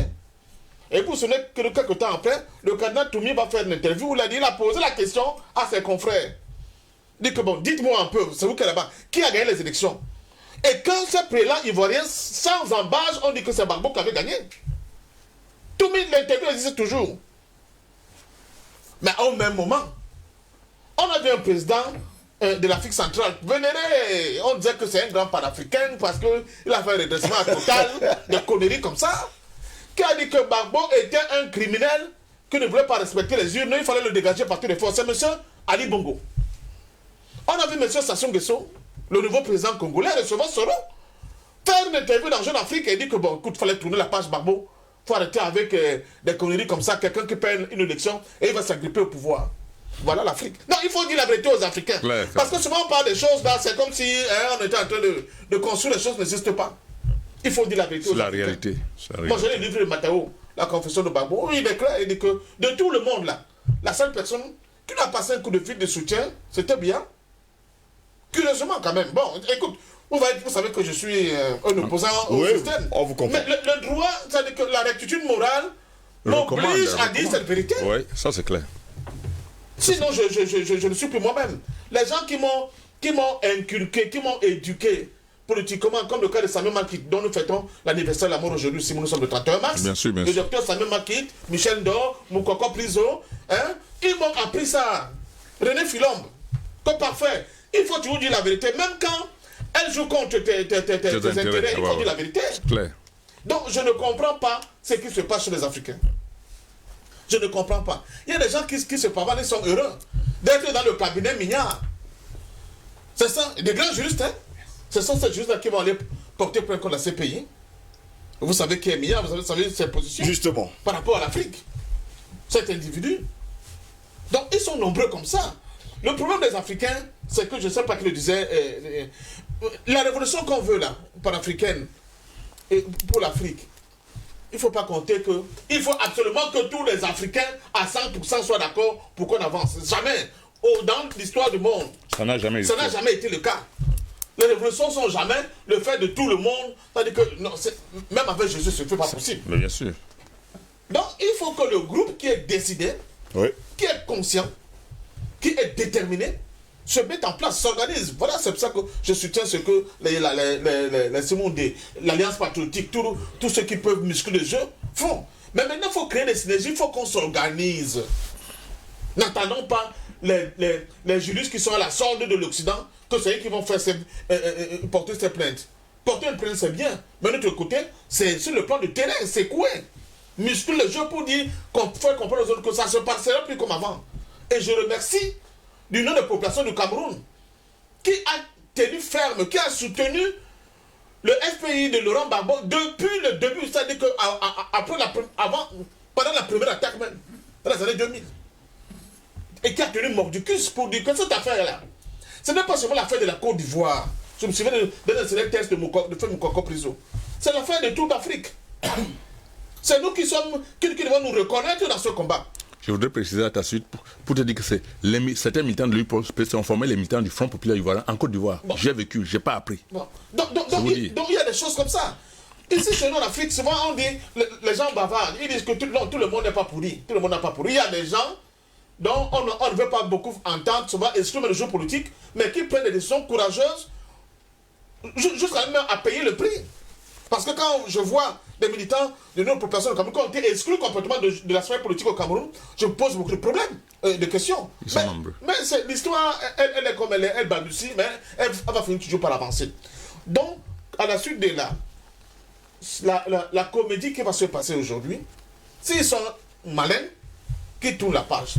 S'ils ne sont pas malins, comme Triple l'a dit, ok, quand on recommence le procès, il n'y a pas de problème. Mais maintenant, si on recommence le procès, ça va être à la défense de fournir aussi ses témoins. Bien sûr. Mais dis donc, on va tenter, ça va tenter dans les oreilles de la communauté internationale. On va leur souffler dans les ailes. Parce que nous, les preuves, on en a des tonnes comme ça. Et là, on commence à vous dire, et soit une partie des preuves. On a des preuves comme ça. La vidéo de Kono Zakaria, il faut leur montrer cette vidéo. Je l'avais donnée à une chaîne sœur. Où Kono Zakaria parle en Djoula au nord. Il dit que les armes que nous voyons là, on a là. L'organisation qu'on a là, la nourriture qu'on a pour nourrir nos troupes, ce n'est ni moi, ni Guillaume Soro, mais c'est M. Draman Alassane Ouattara. Qu'on appelle Kono Zakaria. La vidéo existe, ce n'est pas une vue d'esprit. À JBS peut montrer cette vidéo-là. Donc voilà, il y a des faits. Les vidéos des soldats français tirant sur des jeunes Ivoiriens en main nue, elles existent. La victoire en main nue, moi j'ai encore le CD. Je faisais les campagnes de la ville de Douala pour faire des débats et en montrant ça aux jeunes, voici ce qui risque de nous arriver. Les chars français tirant sur les jeunes Ivoiriens, ça existe. Les exactions diverses, ça existe. La vidéo, c'était les femmes d'Abobo dont tu parlais là. Elle m'a fait rire à mort, mais plus grave. L'une des femmes qui était prétendument morte à Bobo, là, on a retrouvé la CPI en train de témoigner contre Bambo. Ah oui, devant Mme Bensouda. Elle a résisté. Devant Mme Bensouda. Bon, sans oublier vraiment ceux qui étaient alors, c'était plus que comique. On lui pose une question, il est coincé. On lui repose une autre question du katana. Je vais d'abord essayer de constituer ma main qu'à Abidjan avant de répondre. Donc c'était cocasse à la limite. Mais c'est ça qu'on appelle la justice. C'est avec ça que vous avez les juges. On ne sait pas comment ils ont été sélectionnés. Qui gagnent des millions, des milliards, j'allais même dire sur le dos de la communauté internationale, et qui vous disent qu'ils rendent justice. Justice de quoi? Et pour qui? Je vous ai dit, dans le cas de la LRA, la Lord Resistance Army, où il y avait comment dire ça? Les soldats américains qui sont dans les forces spéciales, traquant M. Joseph Kony, qui écumait, c'est-à-dire que c'était une rébellion ougandaise, mais qui a fait même basculer la République de moitié du Congo jusqu'au niveau de la Centrafrique, qui écumait cette région. Les forces spéciales américaines, à la traque de M. Joseph Kony, qui écumait jusqu'au Sud-Soudan, ils n'ont jamais pu l'attraper. Ils sont allés attraper le petit Dominique Ongwen, qui lui mettait un enfant qui a été capturé et qu'on a transformé en enfant soldat, donc lui-même qui était une victime. C'est M. Dominique Ongwen, le pauvre Dominique Ongwen, qui s'est retrouvé à la CPI. Parce que si on attrapait M. Kony, beaucoup de vérités allaient sortir. Kony allait dire d'où lui sont venus les armes, qui ont été ses soutiens, etc. etc. Allez non savoir. Jusqu'aujourd'hui, l'affaire de Joseph Kony perd des profits. Les gens continuent de mourir. La LRA continue de faire des gaffes. Maintenant, il y a même encore notre rébellion musulmane que les ADF, vous êtes au courant. Et maintenant, qui disent une zone où il n'y avait pas d'islam, hein, plus ou moins à l'est de la République démocratique du Congo, il y a une guérilla djihadiste qui est née là-bas. C'est comme le cas de la Mozambique, il faudrait qu'on revienne là avec ce qu'on voit à Pemba. Oui. Depuis qu'on a découvert le gaz et le pétrole, bam! Une rébellion djihadiste est née comme ça, comme par enchantement, et elle est capable aujourd'hui de mettre l'armée nationale en difficulté. Et non savoir. Incroyable. Donc je continue de vous dire que ces histoires-là, que vous voyez là, la CPI, la première personne qui devait la CPI, c'était M. Sarkozy. Bien sûr. C'est un criminel de guerre. Très bien dit. C'est un criminel de guerre. Quand je le dis, les gens me disent, mais si vous ne dites pas vous-même les Africains, vous voulez qui d'autre le dise à votre place? Monsieur Ocampo, il écrivait des lettres privées à Soro, et comme Soro est malin, il faisait tout pour publier ces lettres dans les réseaux sociaux, tout le monde disait. On sentait que le gars était en affaire. C'est pour ça que le jour où on a tenté de bousculer Soro a dit que non. Tout ce que nous avons fait en Côte d'Ivoire, nous l'avons fait avec la complicité de la communauté internationale. Donc on est tranquille. Le jour où vous nous appelez là-bas, on va venir avec toute la communauté internationale, on verra. Donc, l'affaire de la Côte d'Ivoire, ce n'est pas l'affaire de paix, ce n'est pas l'affaire de justice, ce n'est pas l'affaire de droit, c'est une affaire de captation des richesses africaines. Et il y a un type là-bas qui a été têtu, avec son groupe, on a dit on va vous punir. C'est ça, cette comédie-là. C'est pour ça que pour moi, la CPI est tout sauf une cour, une institution, qui juge les gens. Sauf un tribunal. Voilà. Pendant ce temps, Albert Natola, ici, on va également oublier qu'au cours des 10 dernières années qui viennent de passer, Laurent Gbagbo les a passés justement à la Cour pénale internationale. On lui a proposé plein de belles choses. On lui a demandé de signer de belles choses également. Il a dit niet, il a dit neni. Mais pendant ce temps également, du côté de la Côte d'Ivoire, son fils Michel Gbagbo est devenu maire de Yopougon. Est-ce là également un autre cas pour nous caresser dans le sens du poil? La première chose qu'il faut déjà dire, oui, c'est que ce qui s'est passé en Côte d'Ivoire, ou qui se passe ailleurs sur le continent africain, ça doit être enseigné à notre jeunesse, à nos enfants. C'est important, ce que je dis là. C'est très très important. Parce que nous parlons du réarmement culturel, eh bien, ça fait partie des éléments du réarmement culturel. Et cette histoire, elle doit être écrite par les Africains. Maintenant, quand je dis cela, vous savez, lorsque vous regardez ces images,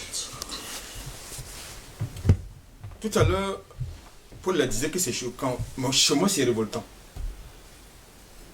C'est absolument très, très révoltant. Et vous avez des individus, des fêlés et des pélés qui vous disent qu'il y a un sentiment anti-français, qui ne se justifie pas selon eux.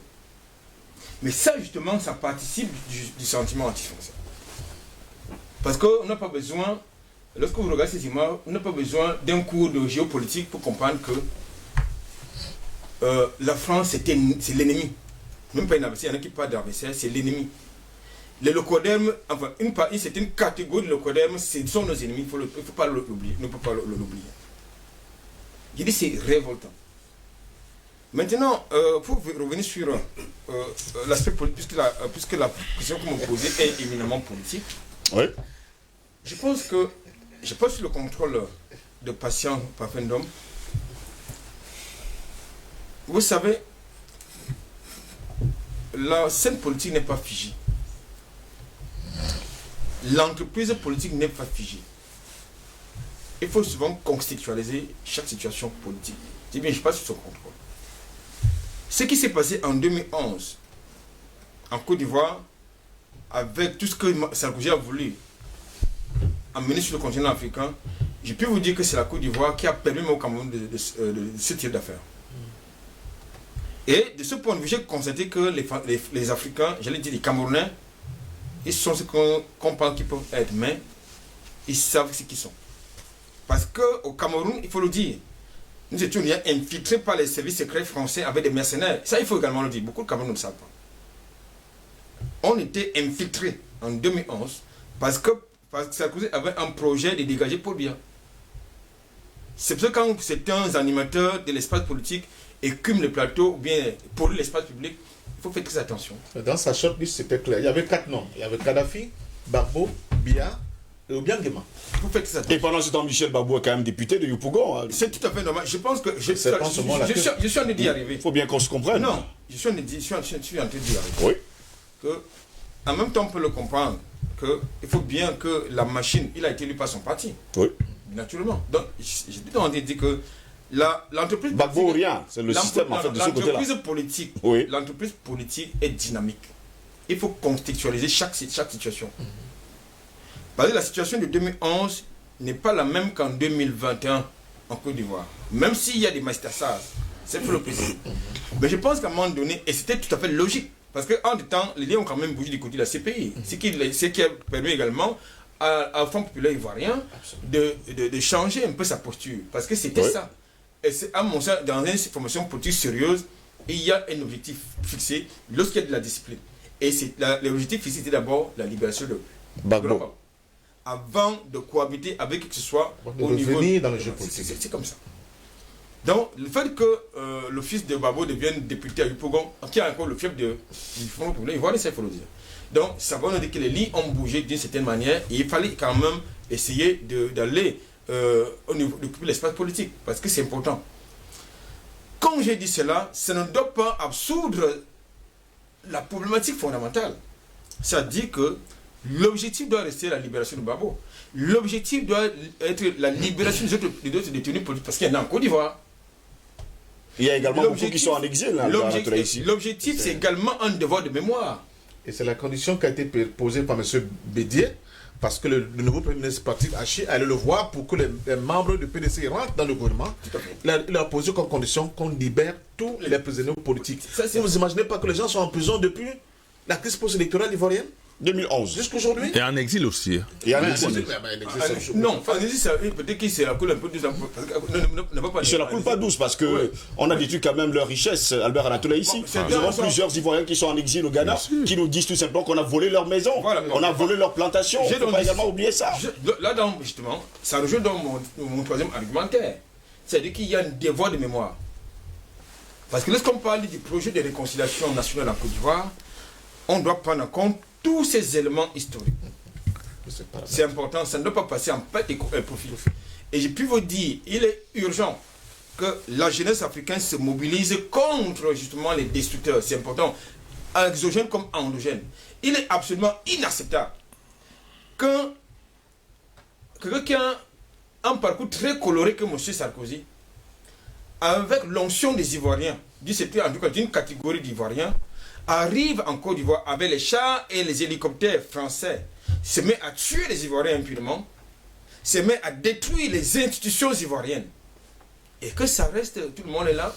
L'Union africaine, c'est là. Et je me rappelle qu'à l'époque, je crois que c'était monsieur, comment on l'appelait, Jean Ping, qui a assuré la présidente de la commission de l'Union africaine. Alors, voilà donc également les gens qui doivent être convoqués par l'histoire. Vous avez l'Afrique du Sud, parce que l'Afrique du Sud fait partie des gens qui ont accepté cette affaire-là. Ça, il faut le dire. Donc, je pense qu'il faut qu'on se dise des choses. Nous avons, je l'ai dit tantôt, nous avons un problème des Africains. Notre problème, je ne suis pas d'accord avec elle là quand il dit que c'est l'ignorance. Non, ce n'est pas l'ignorance. Ils connaissent très bien. Parce que vous connaissez, lorsque vous avez quelqu'un qui vient, un ennemi qui vient là pour vous détruire, vous devez absolument l'identifier qui n'est pas là pour votre bien. Il y en a qui ont fait des choix, comme tu as l'habitude de le dire. Il y en a qui ont fait des choix, le choix de la lâcheté, le choix de la traîtrise, c'est de ça qu'il s'agit. Et il y en a qui ne sont pas prêts, n'est-ce pas, mais ce qui est important. Et je crois que c'est ce que nous faisons sur ce plateau chaque matin, parce qu'on se réveille très tôt pour venir ici, c'est pas pour perdre du temps. Il faut donc que la jeunesse africaine s'approprie l'histoire, son histoire. Simon D, pour l'instant, jusqu'à peu de compte, on va attendre 15h, heure locale du côté de La Haye. Pour beaucoup d'Africains aujourd'hui, la Cour pénale internationale a voulu pousser Gbagbo à vendre la Côte d'Ivoire, comme Nelson Mandela a vendu, selon eux en tout cas, l'Afrique du Sud. En réalité, les Occidentaux se sont coalisés pour défendre leurs intérêts. Parce que Gbagbo, ce qu'on lui reproche, c'est d'avoir voulu sauvegarder l'intérêt de la Côte d'Ivoire, c'est-à-dire protéger les intérêts. Il fallait absolument le dégager pour laisser la place à quelqu'un qui doit leur ouvrir un boulevard. Qui a tout vendu. Qui a tout vendu d'ailleurs. Et vous vous rappelez d'ailleurs que la Côte d'Ivoire a été vendue. Hein. C'est vendu complètement.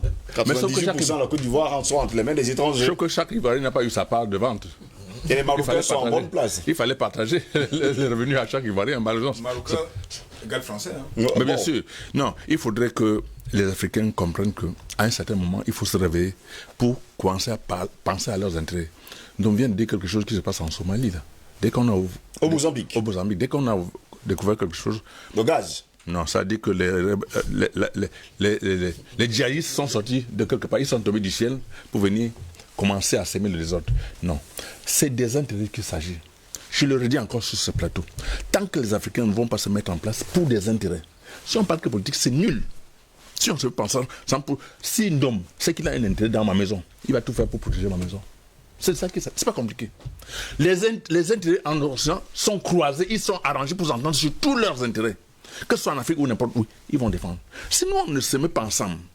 Et je dis qu'encore une fois, peut-être, je ne suis pas un prophète comme je dis toujours, peut-être le Made in Africa, c'est le truc qui va sauver. Parce que si on commence à avoir des intérêts croisés, chacun va se dire, ma mère cultive le plantain et livre à une société qui transforme et envoie en Occident, ou envoie dans un pays africain, il va dire, personne ne passera dans mon champ. C'est de ça qu'il s'agit. Si on crée des emplois à travers le Made in Africa, chacun va comprendre que c'est à travers le Made in Africa qui mangent et ils vont tout faire pour soutenir et protéger. Les armées vont se former sans qu'on ait envie de le dire. Si les Africains produisent le gaz et distribuent dans tous les pays africains, le pétrole pareil, on échange. Je pense que personne ne peut plus venir en Afrique faire ce qu'il veut. Parce que non seulement ça va créer des emplois, de la valeur ajoutée et tout, il n'y aura plus de problème. Parce que si on ne consomme pas ce qu'on produit et on produit ce qu'on consomme, ce qui est arrivé à Gbagbo pourra arriver à n'importe quel chef d'État africain. Il faut qu'on se mette ensemble pour protéger les intérêts des Africains. Parce qu'on dit, la société civile, ils vont sortir dans la rue, ceux du Cameroun vont sortir dans la rue, ils ont quel intérêt avec ceux de Côte d'Ivoire? Il n'y a rien. Ils vont sortir pourquoi? Puisqu'ils n'ont qu'un intérêt. Ils voient que leurs intérêts. Chacun se dit, il faut que j'aille en France. Il faut que j'aille, si je mets dans la rue, on ne me donne pas le visage, je fais quoi? C'est autant de choses, c'est des trucs légers sur lesquels les Africains s'accrochent pour ne pas se mettre ensemble pour travailler. Et ils ont passé tout le temps, les Occidentaux, à tout faire pour diviser les Africains en fonction de leurs intérêts. Voilà, le franc CFA de l'Afrique de l'Ouest ne peut pas être utilisé en Afrique de l'Ouest. En Afrique centrale. Oui. Voilà autant de choses. Et avec ça, on accepte et on fonctionne, on ne se pose aucune question et on est là comme des idiots. On subit. Or, comme je vous dis, il y a les échanges de produits entre l'Afrique de l'Ouest et l'Afrique centrale sans qu'il y ait échange de monnaie. Vous pensez que les intérêts ne sont pas croisés? Qui va oser venir empêcher quelqu'un d'envoyer des produits en Côte d'Ivoire ou au Burkina quand il n'y a pas d'argent qui passe? Les gens ne verront pas de l'argent, ils vont se dire, ils ne sauront même pas qu'il y a des choses qui se passent. Donc il y a des choses élémentaires sur lesquelles on peut se baser pour bâtir une Afrique solide et unie. C'est la véritable unité africaine qui peut commencer par des intérêts. Kwame Nkrumah a dit dans son temps, on l'a inversé.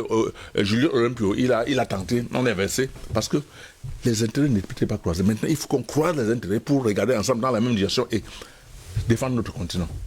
Merci beaucoup. Pendant ce temps, Paul est là, on attend 15 heures. Est-ce que quelque chose de bon peut sortir de là? Parlons justement de la liberté sans condition de Laurent Gbagbo et de Charles Blé Goudé. Oui, absolument. Parce que en tant que panafricain, en tant que homme de foi, en tant que personne déterminée à atteindre ses objectifs et à mener des combats justes et à les gagner, on ne peut pas être défaitiste. Donc, évidemment qu'il faut rester positif, même si on doit rester objectif, en se disant que ces Occidentaux, ces oligarques, ces personnes-là qui ont intérêt à maintenir captifs les Africains pour mieux continuer à piller leurs richesses, ont plus d'un tour dans leur sac.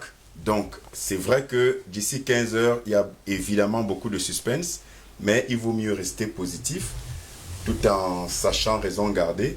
Mais quoi qu'il arrive, aujourd'hui à 15 heures, relativement à la situation et à la décision de la CPI concernant Charles Blé Goudé et Laurent Gbagbo, nous restons mobilisés et nous restons déterminés à continuer le combat de la liberté de l'Afrique, le combat de la souveraineté de l'Afrique, le combat de l'expulsion définitive des prédateurs qui font des millions et des millions de victimes depuis des décennies et des décennies aujourd'hui maintenant.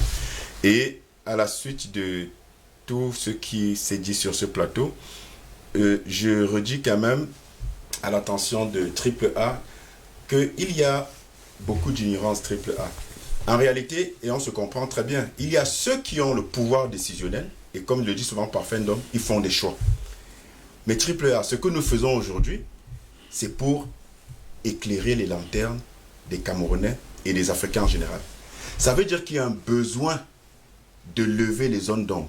Il y a beaucoup de gens, malheureusement, c'est la majorité qui, en Afrique, sont dans l'ignorance. Ça veut dire qu'ils ne savent même pas ce qui se passe. Allez dans la rue, là, demandez-leur ce qui se passe à 15 heures. 99% des personnes vont vous dire qu'ils ne savent pas. Mais oui, alors que c'est d'une importance capitale pour toute l'Afrique, comme a dit Parfendom. Ce n'est pas une histoire de la Côte d'Ivoire. Ce n'est pas un enjeu ivoirien, c'est un enjeu africain, c'est même un enjeu mondial.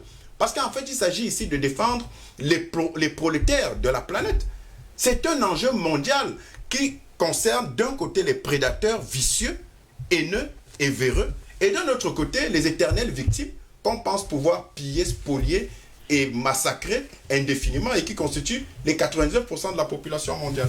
Donc, il y a un vrai travail d'éducation, de sensibilisation, de conscientisation. Et tu l'as dit tout à l'heure, quand on se relève tous les jours à 5 heures, c'est parce qu'on pense, on sait Et on croit pouvoir transformer la psychologie, la connaissance et les cerveaux des Africains qui ont été lavés et relavés à l'eau de Javel, qui ont été lobotomisés, et que justement, je l'ai dit tout à l'heure, vous avez, et tu le sais comme moi, tu as des millions d'Africains, je dis peut-être plus de 90% d'Africains, qui ne voient pas pourquoi chaque matin on vient ici et qu'on parle. Mais vous lisez les commentaires, discutez avec les gens dans la rue, un peu partout. Est-ce que vous allez même changer quoi? Vraiment, le blanc est fort. Dis donc, laissez-nous ça. Non, la France est là pour nous aider. Mais vous avez des millions d'Africains qui raisonnent comme ça. Qui pensent comme ça. Triple A. Des millions, et c'est de l'ignorance. Maintenant, vous avez un autre côté, les nègres de maison, je ne les ai pas oubliés, qui justement sont des endocolons et qui savent très bien qu'ils font un travail de sournoiserie pour le compte justement de l'oppresseur. N'oublions pas cette catégorie, mais nous nous battons parce que si vous cherchez à convaincre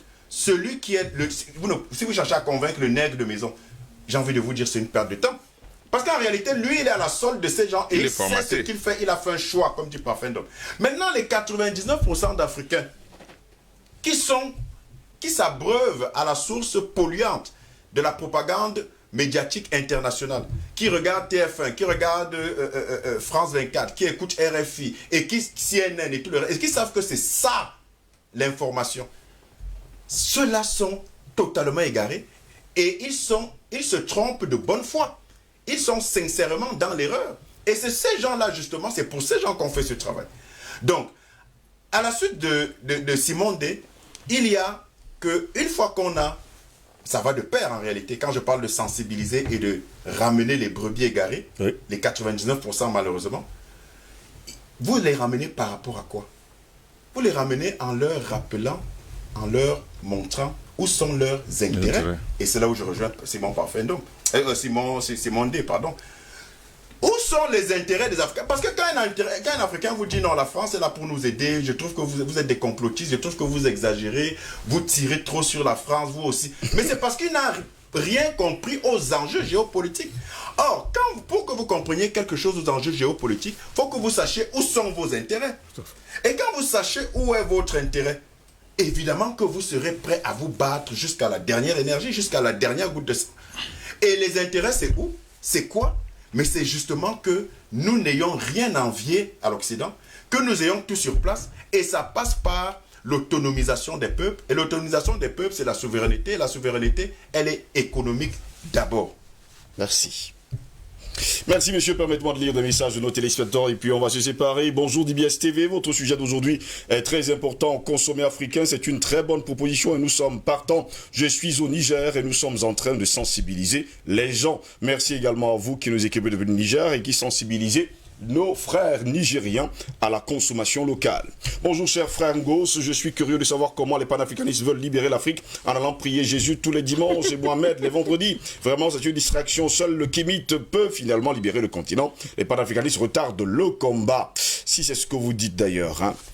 Bonjour à vous Steve et à votre panel d'IBS la matinale, bien que ce n'est pas le sujet, je me permets juste de vous informer ce qui se passe à Niamey au Niger. Depuis 3 h du matin, des tirs à l'arme lourde ont commencé à la présidence, à l'aéroport et dans le centre-ville de Niamey. Certains parlent même déjà d'un coup d'État, bien que ce n'est pas confirmé. Mais ce qui est sûr, la situation est confuse. Je ne dis pas que c'est une bonne chose, mais nous espérons juste que les militaires ont pris conscience pour ne pas accepter que la France nous impose une fois de plus un nègre de maison à la solde comme Bazoum Mohamed, qui au passage est un véritable francophile. C'est Bachir qui nous écrit depuis Niamey au Niger. Cette information, Bachir, nous allons la prendre avec beaucoup, il faut le dire, d'importance et nous allons justement vous faire signe dans un instant.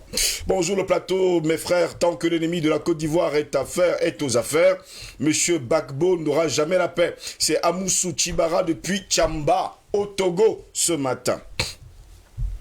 Bonjour au panel, la vraie définition de ces pays est la cour pour punir les indigènes. Si vous comprenez, ça vous avez tout compris. C'est Mylène Lequieux qui nous écrit depuis Dakar, ici même à Douala.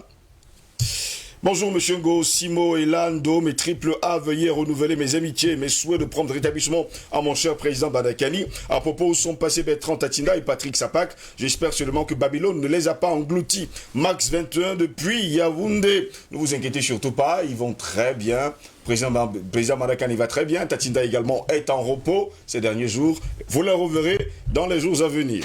Bonjour Dibier ce matin, bonjour à toi Steve et aux panélistes. À partir du moment où la Cour pénale internationale est un instrument au service de l'impérialisme, elle ne peut agir que contre les Africains intègres. Mais la question que l'on devrait se poser, à mon avis, c'est que disent ou font les organisations africaines? Rien. Leur complicité avec l'Occident enfreint toutes les formes de résistance et de défense pour la libération de notre continent. Les peuples doivent se lever massivement pour une révolution. Continuons avec la conscientisation et l'éveil. Nous y arriverons. C'est Stéphane Sullivan Onana qui nous écrit ce matin et qui est en séjour au Cameroun. À lui, nous passons d'ailleurs le bonjour ce matin.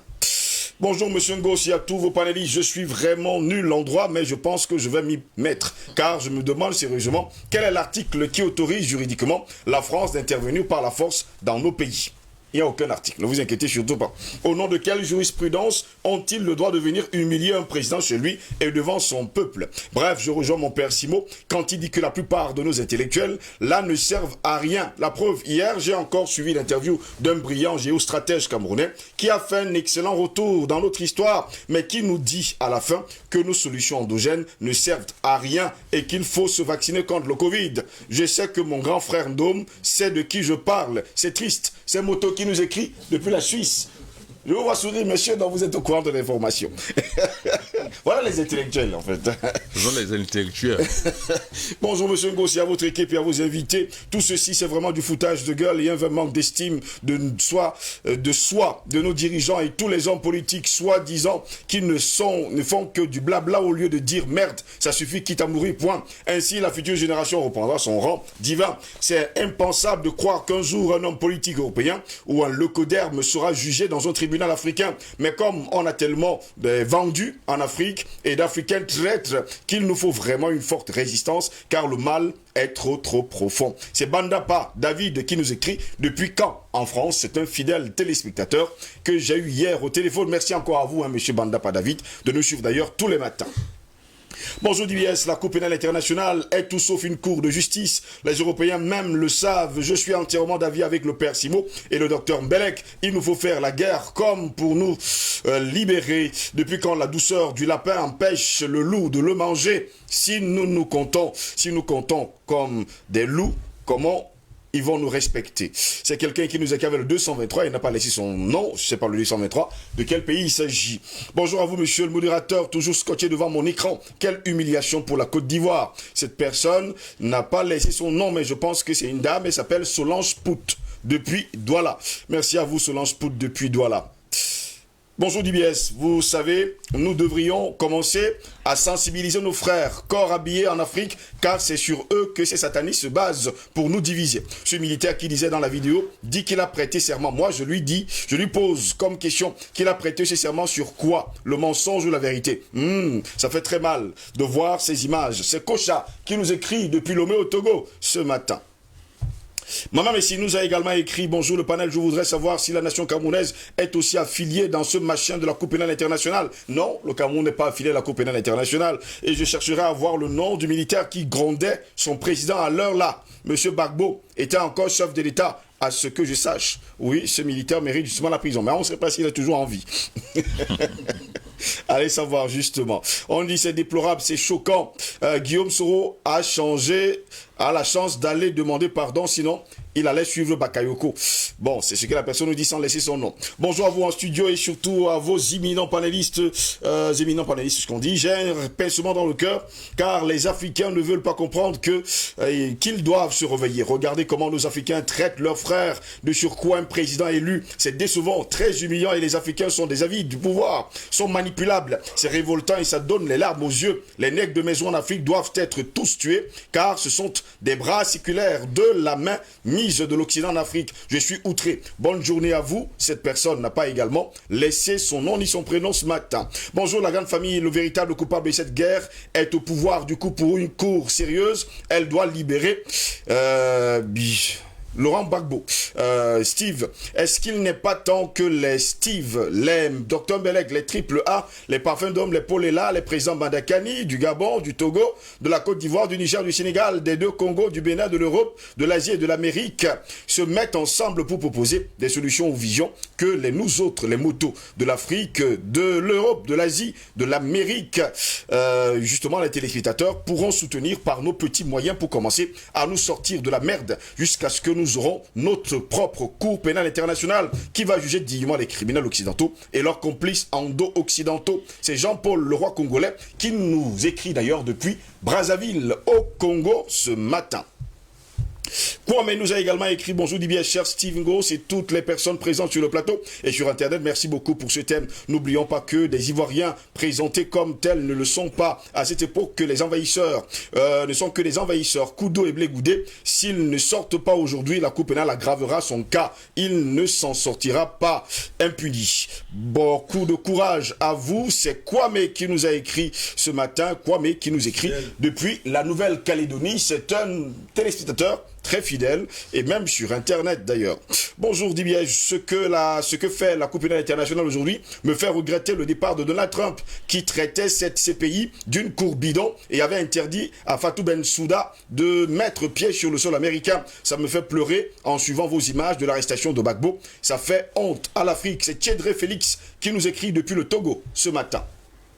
Steve Ngos et son panel, bonjour, avec toutes les preuves des médias occidentaux, d'ailleurs, qui sont produits pour cette affaire de Laurent Gbagbo et Blé Goudé, et qu'aujourd'hui, on a des doutes sur leur non-culpabilité. Ça veut dire que nous ne sommes pas encore au bout du tunnel. C'est M. Otouf qui nous écrit depuis Oufoulan à Yaoundé. Il pose bien la question, Polela pose bien la question, où sont les Africains, surtout que lundi, je vous ai parlé d'un frère camerounais qui m'a insulté dimanche dernier parce qu'il était à côté d'un Belge. La suite, un frère Zambo Rémy est incarcéré depuis dimanche jusqu'à ce jour, sans que le procureur de Kribi soit informé, malgré l'ordre du préfet de l'Océan, de libérer M. Zambo. Tout ceci après que le Belge soit passé chez le sous-préfet de Lokoundje. Allez donc comprendre, M.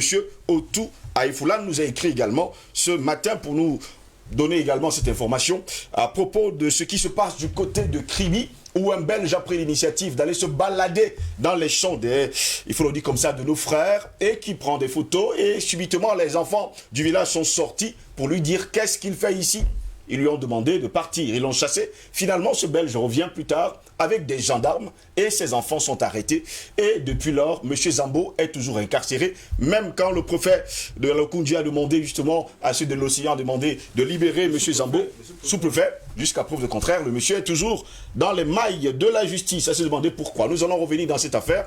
Nous allons vous appeler dans un instant, M. Otou, pour que vous nous donniez justement d'amples informations sur ce sujet qui nous intéresse énormément. Vous également du côté de l'Est, vous avez également ce problème. N'oubliez surtout pas de nous faire signe.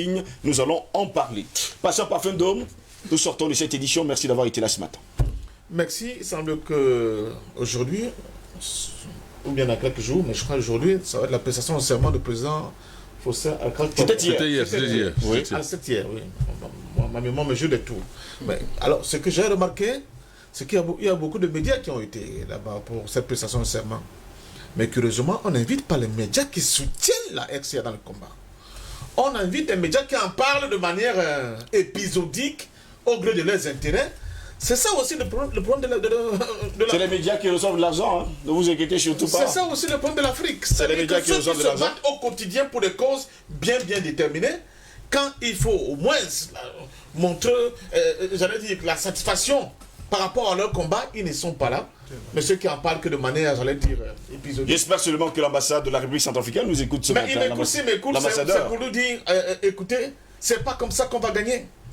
C'est pas comme ça qu'on peut gagner un combat, c'est doucher un peu la détermination et l'enthousiasme de ceux qui font un certain type de travail au quotidien. C'est comme si vous travaillez à la Sonel et puis vous allez récolter votre salaire au brasserie du Cameroun. C'est quand même quelque chose d'inacceptable. Merci beaucoup pour ce coup de gueule. Patient Parfum d'Homme, Albert Anatola ici, merci d'avoir été là ce matin. Oui, c'est fait un plaisir, mais écoutez, je voudrais, pour sortir l'émission, indiquer que ce qui s'est passé en Côte d'Ivoire en 2011, ce qui va se passer tout à l'heure, ça devrait interpeller les Africains. Et je voudrais demander aux États africains qui sont membres de cette connerie-là de sortir de là, nous avons besoin, l'Europe, les Occidentaux n'ont pas d'intérêt sur le continent africain parce que la réciprocité, ça n'existe pas. l'Afrique n'a pas d'intérêt chez eux. Donc il faut qu'on ferme évidemment nos frontières. Je pense qu'on verra qui aura besoin de qui. Qui aura besoin de qui? Simon D, merci d'avoir été là ce matin. Oui, un homme est en train de dire que la Centrafrique n'invite pas les vraies chaînes de télévision. C'est vrai. Mais toi, tu l'as dit à l'entame de cette émission que la justice est aveugle. Le symbole de la justice est... La justice est aveugle, mais elle n'est pas sourde. Elle n'est pas sourde. Les deux plateaux. Le symbole de La la balance. justice, c'est deux balances. C'est une balance. Alors, vous pensez que si on applique des bêtises à l'extérieur, c'est les Africains qui vont l'appliquer? Finalement, on ne sait pas si c'est un coup d'épée dans l'eau. Hein, non, ça va aller, ça va aller. Mais bon, on continue le travail. Non, je pense que les gens vont se le saisir, mais il faut de temps en temps pousser ces coups de gueule-là. Il faut que les gens vraiment reviennent à des positions normales. Sinon, on peut bien se poser la question pourquoi on se bat.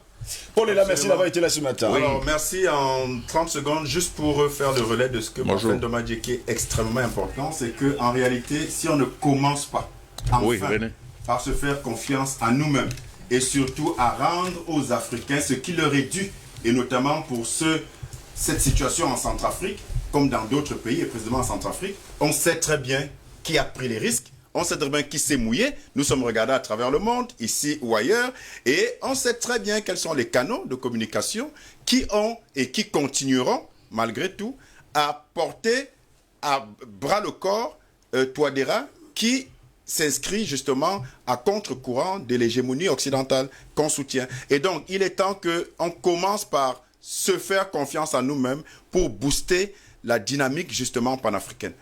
Merci monsieur d'avoir été là ce matin. Merci à toute l'équipe technique, à la réalisation, à la direction générale. Merci précisément à Propre.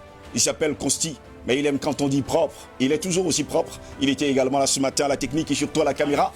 Il était magnifique d'ailleurs ce matin. À lui également, nous allons dire propre. Tu es propre. Et on ne va pas également oublier Stéphane qui l'a accompagné tout au long de cette édition de DBS Matin. Mesdames, Messieurs, c'est ici que s'achève cette autre édition, la 3e du genre de cette semaine de DBS Matin. Au plaisir de vous retrouver demain. Mais retenez ceci, c'est quoi une vie d'homme? C'est le combat de l'homme et de la lumière. C'est le combat de l'ombre et de la lumière. C'est une lutte entre l'espoir et le désespoir, entre la lucidité et la ferveur. Je suis du côté de l'espérance, mais d'une espérance conquise, lucide, hors de toute naïveté, déclarait haut et fort Aimé Césaire. Mesdames, Messieurs, au plaisir de vous retrouver demain. Bonne journée à toutes et à tous.